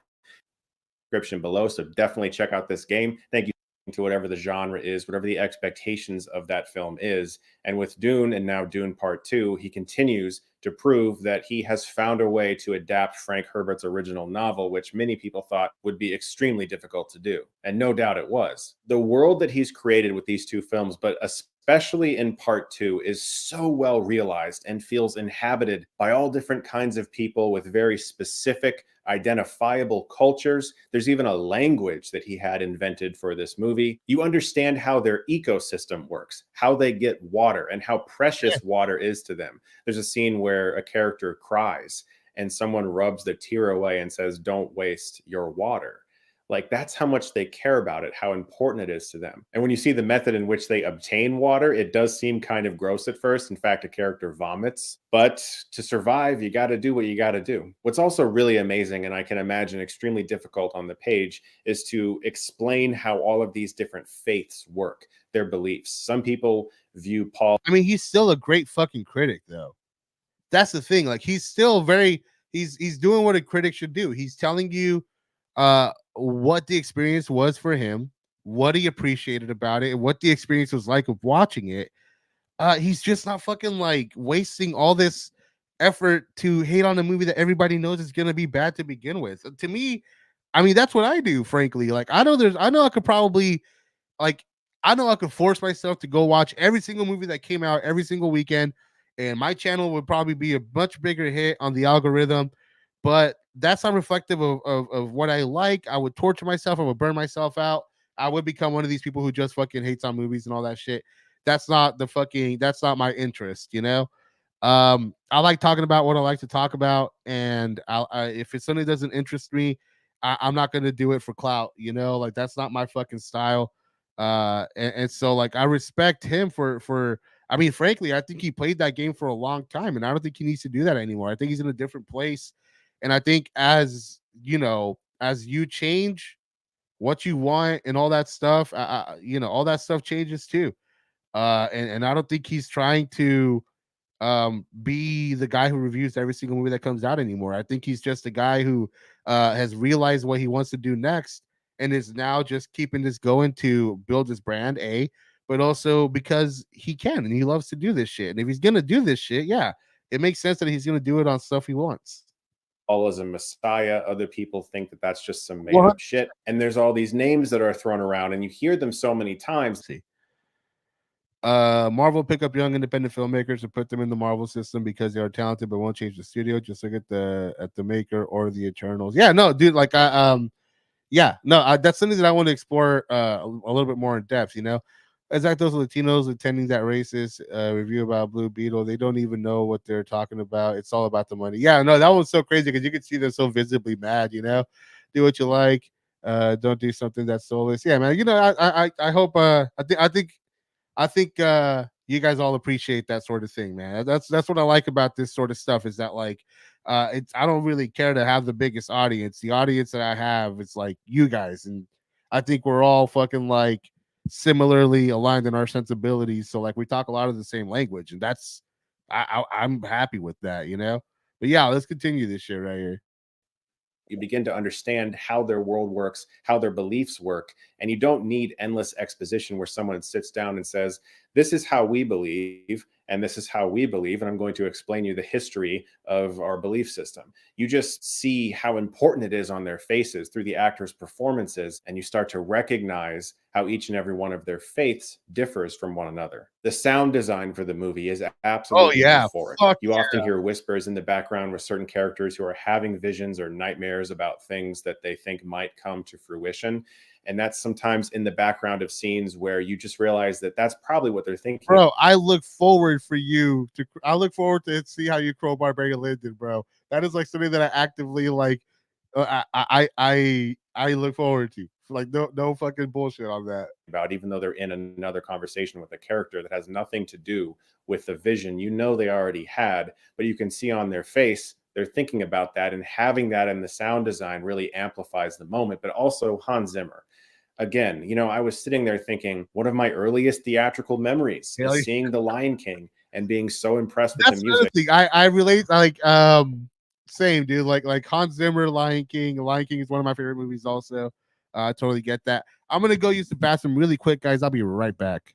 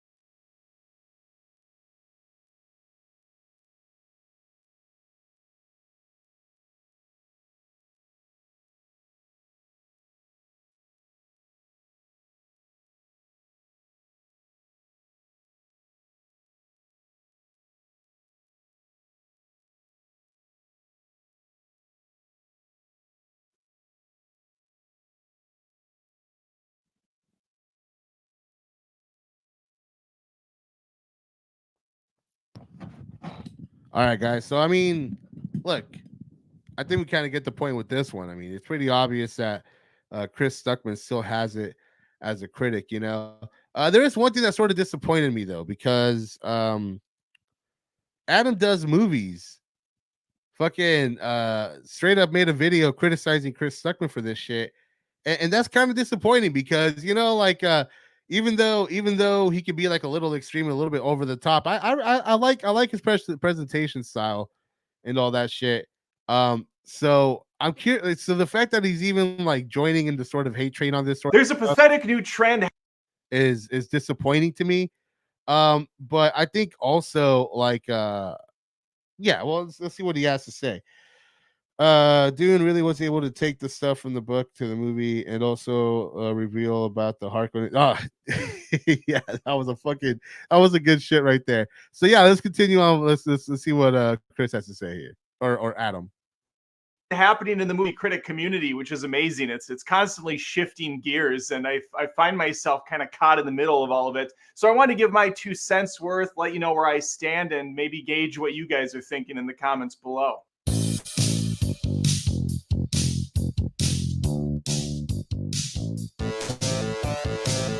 I'm not going to beat around the bush about this because if I'm vague, people will know what I'm talking about anyways. So what's the point? A prominent movie critic, Chris Stuckman, came out with a video recently talking about how he's not going to bash Madam Web, and instead he's going to kind of go into the behind the scenes and studio interference and stuff that I think pretty much every movie fan has known about since Alien 3 and even prior to that. It's not a big revelation that movie studios interfere and have a say in how their final product turns out, and they get scared and they make big changes and But I think that's sort of missing the point. I don't think he was talking about studio interference as a I mean, it's not even that I think he wasn't making a point about studio interference as like a sort of like thing in general. He was talking very specifically about Sony and its treatment of Spider-Man and then how that's sort of spreading outward. But let's continue and see what he has to say. Bold choices that often are bad. This is not uncommon. Anyway, he comes out with this video and he's kind of, angry dad getting upset, scolding critics that call movies trash, and they really just bash on everything now. And wait, what the fuck? When did he do that? He never bashed anybody. I don't think he ever said that like people who review this stuff is bad. I think all he said was like, I'm not interested in doing that shit myself. It's all ad hominem attacks and it's outrage culture. And he has a point, of course. He has a point the same way I think the critical drink. Wait, hold on. Wait a fucking minute. Like, what? Did I fucking misremember that? Let's watch this shit again. I don't know. I feel like we're talking about two different videos. Did he actually fucking give anybody shit for like doing that or outrage content? Let's see.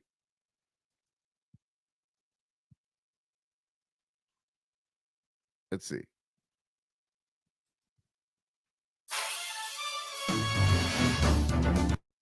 All right. Probably not to the level of association that Tom Holland's three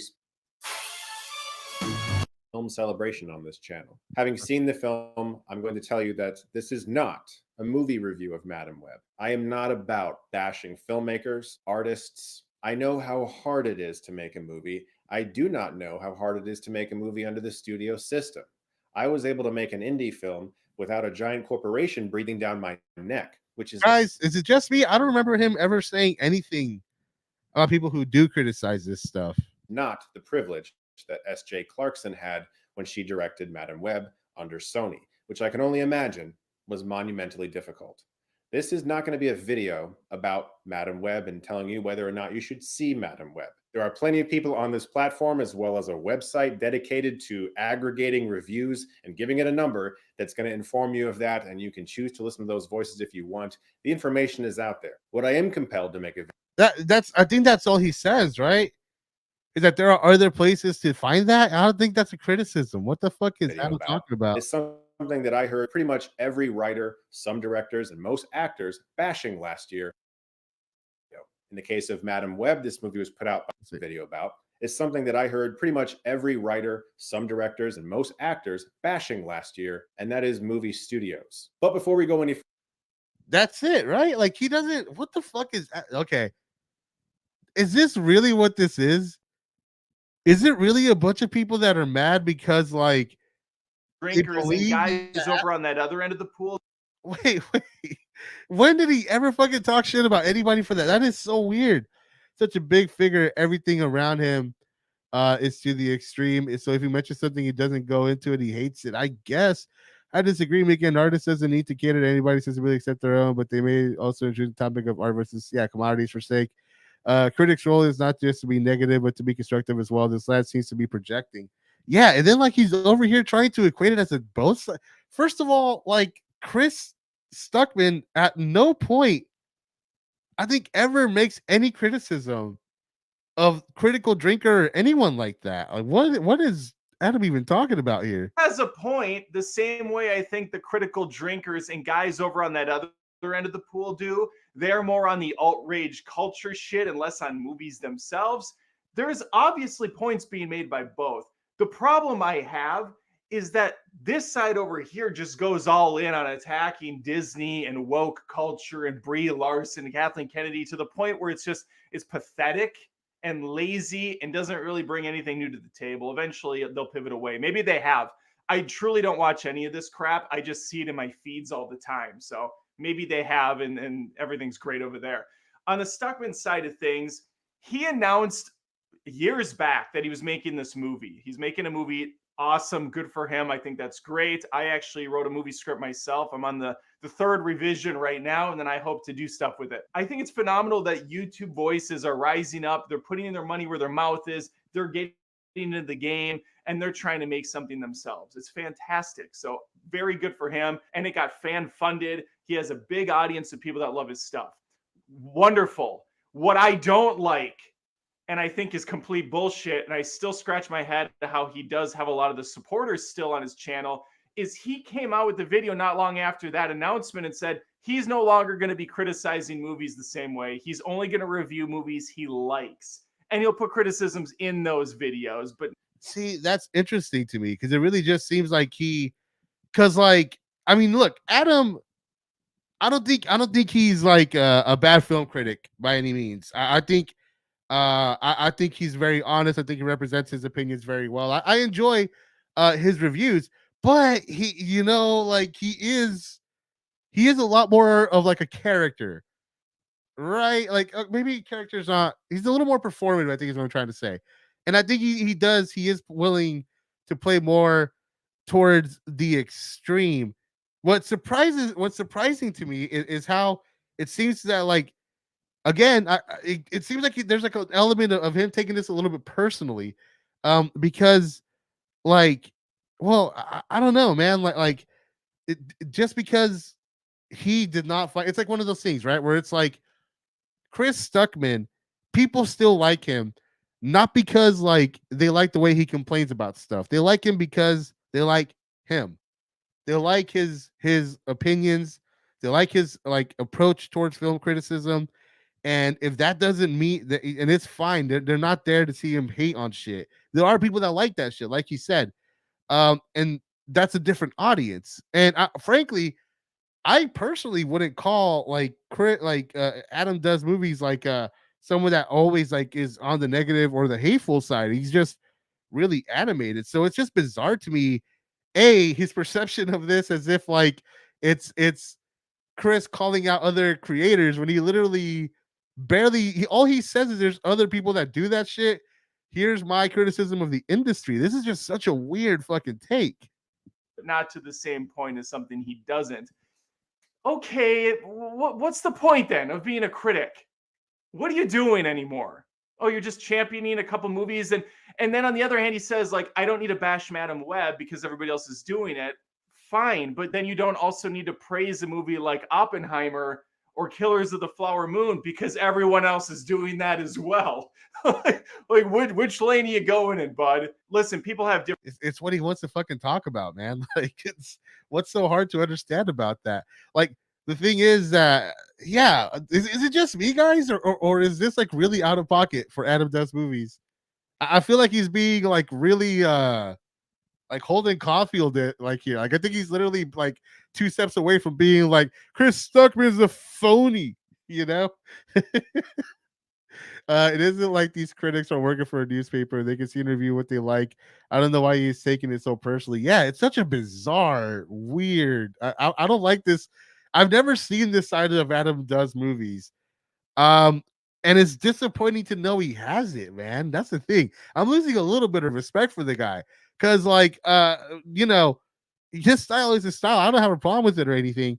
But like it's like it's weird. It comes off as a little personal, a little in a very weird way.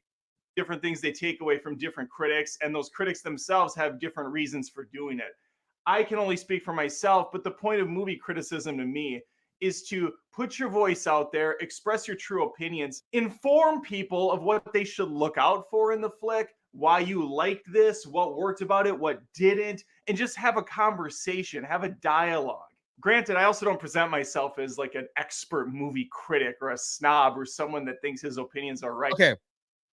Let's fucking give homeboy the energy back. If you don't consider yourself a fucking film critic, a fucking film expert, then why are you a fucking film critic, brother? Like, what's this? Like, if he's gonna be super fucking judgmental of Chris Stuckman for having the gall to like just talk about stuff he enjoys, because to his own weird, bizarre fucking standard, that doesn't make him a critic.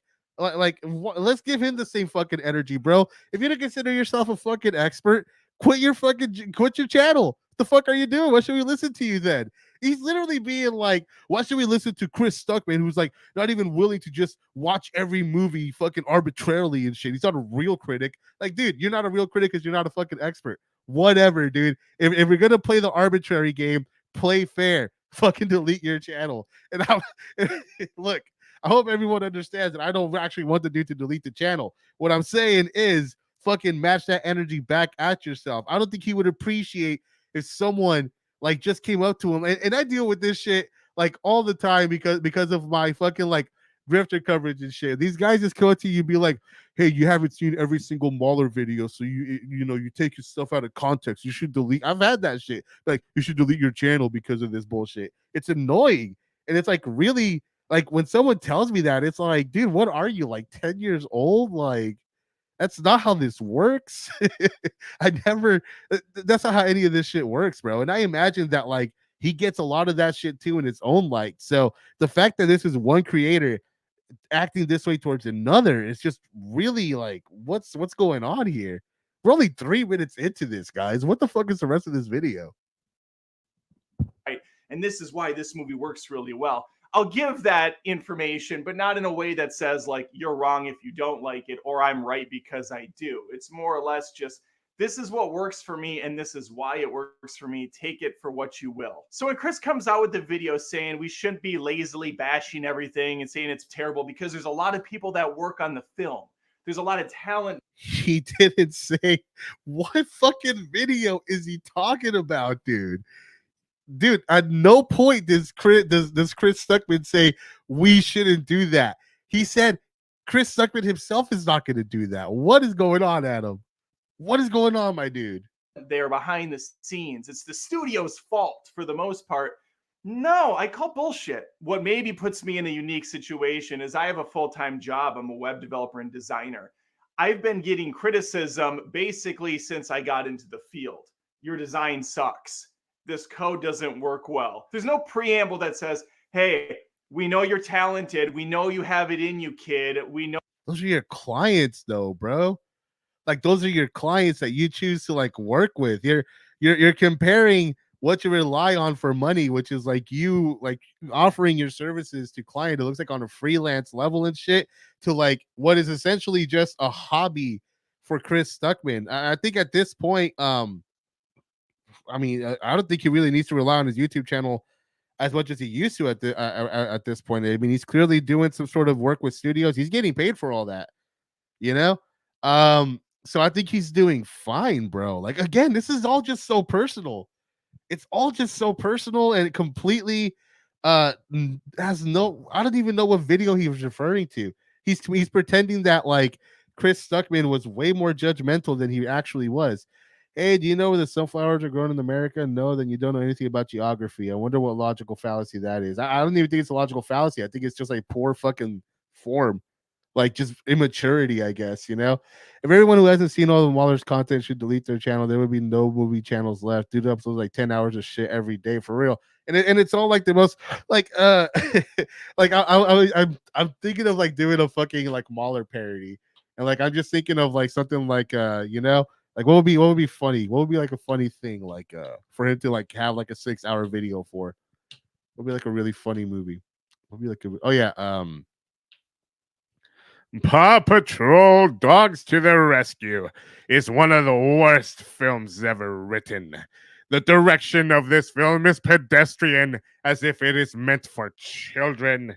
You know, like I kind of want to just the fact that someone has like that sort of attitude towards like what is essentially like 4-quadrant entertainment that's meant to appeal to like families and people of all ages and shit. Like that's so fucking stupid to me. I don't get that. But even more stupid is goddamn like I don't know, dude. Like this is also weirdly personal. Like I don't like this for real. Like this is all shitty on the side of Adam. Know you're capable of good stuff, but this blows ass. They don't sugarcoat it. It either worked or it didn't, and do it better next time. Oh. And that's how we should look at everything. That is how we look at everything. But now there's this rise in the last couple of years of critics, influencers coming out mostly. And for some reason, Stuckman, because he's making a movie right now and he doesn't want to shit. I like how he instantly like fucking cuts up his cut. Oh, holy shit, Troy, bravo, man. Babe, baby, you know how like I keep telling you that like I want to do that Mahler parody? Yeah. Beverly Hills Chihuahua and Unbridled Rage. Beverly Hills Chihuahua has plot holes that would drive an excavator mad. These dogs, this movie takes place over a period of several weeks, and yet at no point do they try to hump each other. It's like if you're going to make a movie about Chihuahuas, be realistic. If you're going to hire George Lopez, just take the next step. Holy shit. All right, let's continue on here. in the pool that he's swimming in, where you don't want to hurt people's feelings because you could maybe one day be in a position where you're interviewing them on. Dude, what like what the fuck is he on about at this point though? Like what trend?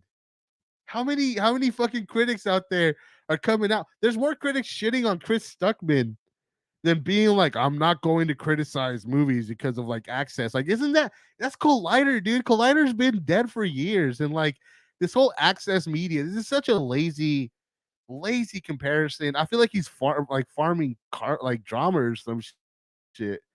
On a red carpet, or you're knocking on the studio's front door because you want to pitch a film.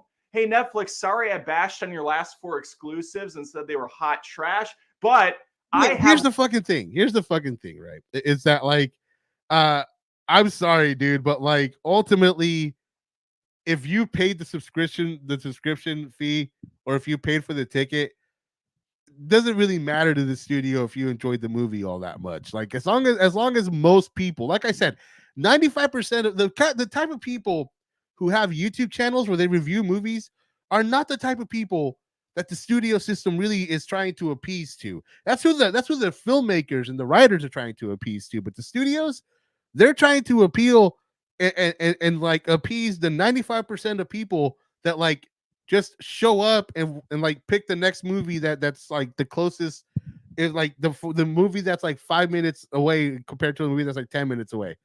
Like people who don't really care. Like that's just like the sad truth of it, you know. This again, such a weird fucking thing. All this shit to complain about. One for you that's not.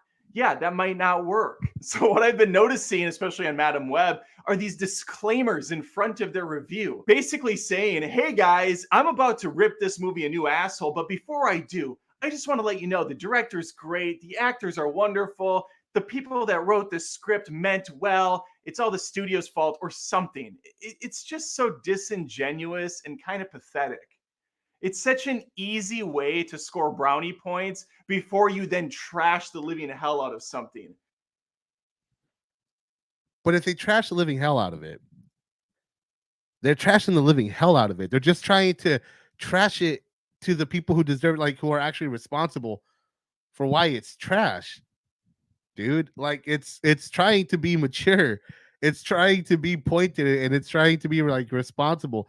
Maybe there's an element of truth there that a lot of these people are like worried about access, but if ultimately they're still providing their honest opinion, what are you mad about? If you acknowledge that they went on to trash the movie, right? Meaning that they were willing to offer their honest opinion on this fucking movie. Why are you mad that they weren't like, calling the director a stupid doo-doo head, or saying that like Sydney Sweeney has like stinky armpits or something, bro? That's so stupid. What this is so immature to me. It really is. Why? If a road isn't built well, Definitely. you don't then call up the city and say, "Hey, listen, I know you guys meant well. I know you have good construction workers over there and pavers and whatnot, but this road leads into a pond and several people have drowned. So fuck you." Listen, a lot of people are involved in making a Mountain Dew product. There's like 75 different flavors of that shit. There's a purple one, there's Live Wire, there's a Halo thing. That might be the purple one. I don't know. Baja Blast. And some of them are horrible. You may argue all of them are horrible, but that's fine. But you don't then go, "Hey guys, I'm reviewing the new Mountain Dew Live Wire or whatever." But before I do, I just want to let you know, a lot of talented people work at PepsiCo. A lot of real He's literally comparing like movies to a soda. Like if you're already gone that far, what are you even trying to say? Like for real. really special gifted individuals designed the label for this product and oversaw what was happening behind the scenes. And I don't fault the tasters who went in and gave this the thumbs up, but something went wrong somewhere. Okay, now let me tell you why this drink gives. It's like a Browning character monologuing without realizing he is exposing his own inadequacies, right? A lot of this just feels really like a self-report. I feel I don't know, dude. I don't know if like Adam like just woke up on the wrong side of the bed, or somebody shit in the cereal or something, but like this just comes off as so bitter. Like to it's not cancer cool. and is the worst thing that's ever Same. been created ever. Hey, I was at McDonald's the other day. Their Big Mac sucked. But before I do that, I just want to give a shout out to my fellow McDonald's workers. I want to give a shout out to the managers pulling the late nights, the cleaning crew, the higher ups for getting that Big Mac out the window on. What fucking world is Adam living in where like he thinks that like people are actually treating fast food? Like, dude, that's not like shut the fuck up, dude. See, so like so I need someone who like if someone needs to like fucking take his web developer money. I would hire him as a web developer. Just to go be like, hey, bro, go get some therapy. You have nice designs, but you're really fucking. You need some fucking help, homie. You got some fucking your anger sneaking through some weird ways, homie. On time. Even though it was the worst thing that ever happened, and I'll probably die within 24 hours of eating it, good on them for getting that burger done. It's so absolutely pointless and insulting. Imagine if Ramsay was going All this is just like imagine if this cartoonish scenario. I'm gonna fast forward here. week, usually first impressions before anyone else gets to see the movie. When you have a major audience and you have a platform to speak to, yeah, you can rebrand yourself and you can grow as a creator and do all He, by the way, he's not at that level. He's never has been at that level. I don't think he's ever been invited to any previous screenings. Let's go back a little bit here. See what led up to this. me the wrong way, especially when it's from a person who did grow his audience and his channel by passionately raging about movies that suck and by giving week to week, usually first impressions before anyone else Here we go. It's from a person who did grow his audience and his channel by passionately raging about movies that suck and by giving week to week, usually first impressions before anyone else gets to see the movie. Which is exactly where he's at right now. It's important to remember. He's describing Chris Stuckman in the past and describing himself right now. Chris Stuckman, who himself at some point was probably revising his screenplay for a third time, probably the one that he went on to make. And he right now is on his third revision of his own screenplay, trying to make it as well, making videos where he passionately trashes on movies and watching every movie that comes out on a weekly basis. Guys, this is all just him like having like some sort of like therapy or some shit here. Movie. When you have a major audience and you have a platform to speak to, yeah, you can rebrand yourself. And he even moved himself into a close-up here. It's like even he knows he's a little self-reporting right here. Can grow as a creator and do all this stuff. But I just find it a little hypocritical and a really easy way to get out of the game by just saying like, listen, I've grown. So this is what movie criticism should be. And this is how we should approach it. I don't think there's a movie fan on the planet that isn't familiar with studio interference or drama behind the scenes. This isn't some deep, hardcore take. And I think a lot of people out there are just so overwhelmed with all the shit that's being made in Hollywood today because there is a lot of disingenuousness going on. There is a lot of shovelware going on. There's a lot of products going out for the sake of getting products out. That's why all these Disney Plus movies get made all the time. And they seem to have no heart. You don't got to watch any of it. Someone let Adam know that he doesn't have to watch this stuff, right? I think that's the thing is that like he really is just unloading here. So weird. Behind them. Yes, there may be talent there. There may be good actors signed on. But I bet if you asked a lot of these actors, they would just shrug and be like, it was a paycheck. I mean, I've seen countless old videos of people doing that. Arnold notoriously said that about Terminator 3. He did it for the money.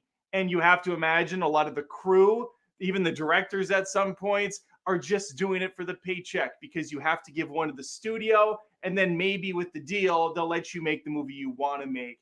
And I don't think it's bad. I don't think it's a negative in the slightest. What is this video even about at this point, man?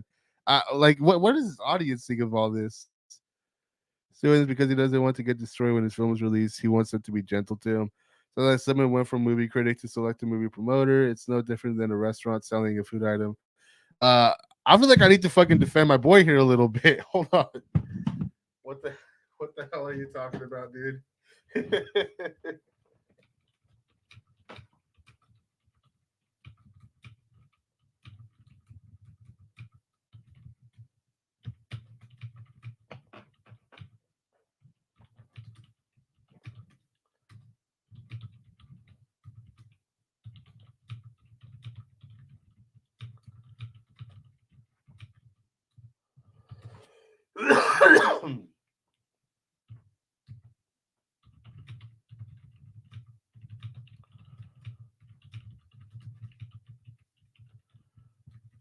Yeah, let me go ahead. I'm sorry, right out here what I have to say. What the hell are you talking about, dude? At no point does Chris ever criticize other creators. He simply says other creators are covering the films and um, aggregating reviews. Um, he also is not saying the movie is bad because of studio interference.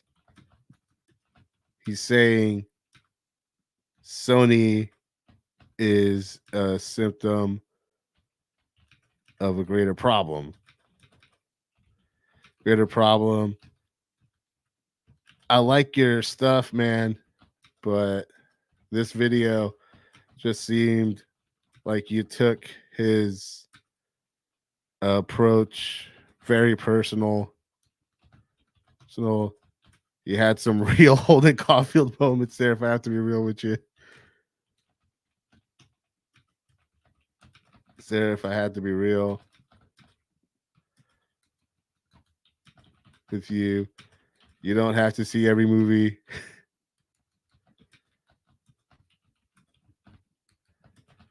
That comes out.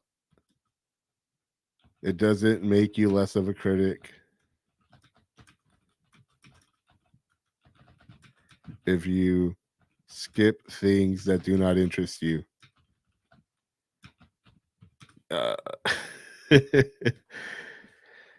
Okay, yeah, that was very bizarre for me. That was very bizarre for me. I usually enjoy Adam, but this video feels a little left field for him. But I also feel like he will happily suck the teat of his script if it takes off well. Yeah, no, I doubt he would be. I would be curious if he actually like does well. Like if he follows in his suit and all that. So I stopped by to Hard Cut and found Hard Cut saying Dune is the Messiah of Hollywood. DD made a good point. The dialogue was just not that good. Well, I mean, I think Villeneuve has even talked to that. It's not a movie that really like relies on dialogue. You know, I think it's a movie that is far more like world building than that. I just like Marvel. Good Marvel is a hit or miss type thing. Just like Marvel films, I don't watch them. If I had to watch every film, I'd go mad. Yeah, no, that I mean, no wonder a lot of people get all fucking bitter and all that shit though. Like I get why Adam is like the way he is to some extent, but like, yeah, it was a weird video. I like Adam, I really do, but like that was a little cringe. I'm not gonna lie, that was a little cringe to me. The fact that now he has uh yeah, I don't know. Like I think Homeboy might need a little vacation or something if he's feeling this sort of worked up about like other people just having a different approach than him. But yeah. Guys, 3 hours and 22 minutes. I had a great time. This is a fun stream. Thank you guys all for hanging out. You know, I'll be back if not next week, the week after that. We'll see how sort of my time works out. I'm gonna go watch Dune again tomorrow, guys, on IMAX, like 2 days in a row. That's how much I fucking love Dune Part Two. Seriously, if you guys are interested in it, go check it out. Let me see. That how you say it's good or bad objectively, then honestly don't watch it. But why say it's bad? No, yeah, no, I think he did. Well, yeah. Either way, I'm gonna go ahead and take off here, guys. Once again, I've been Ed. You guys have been awesome. Till next time, peace.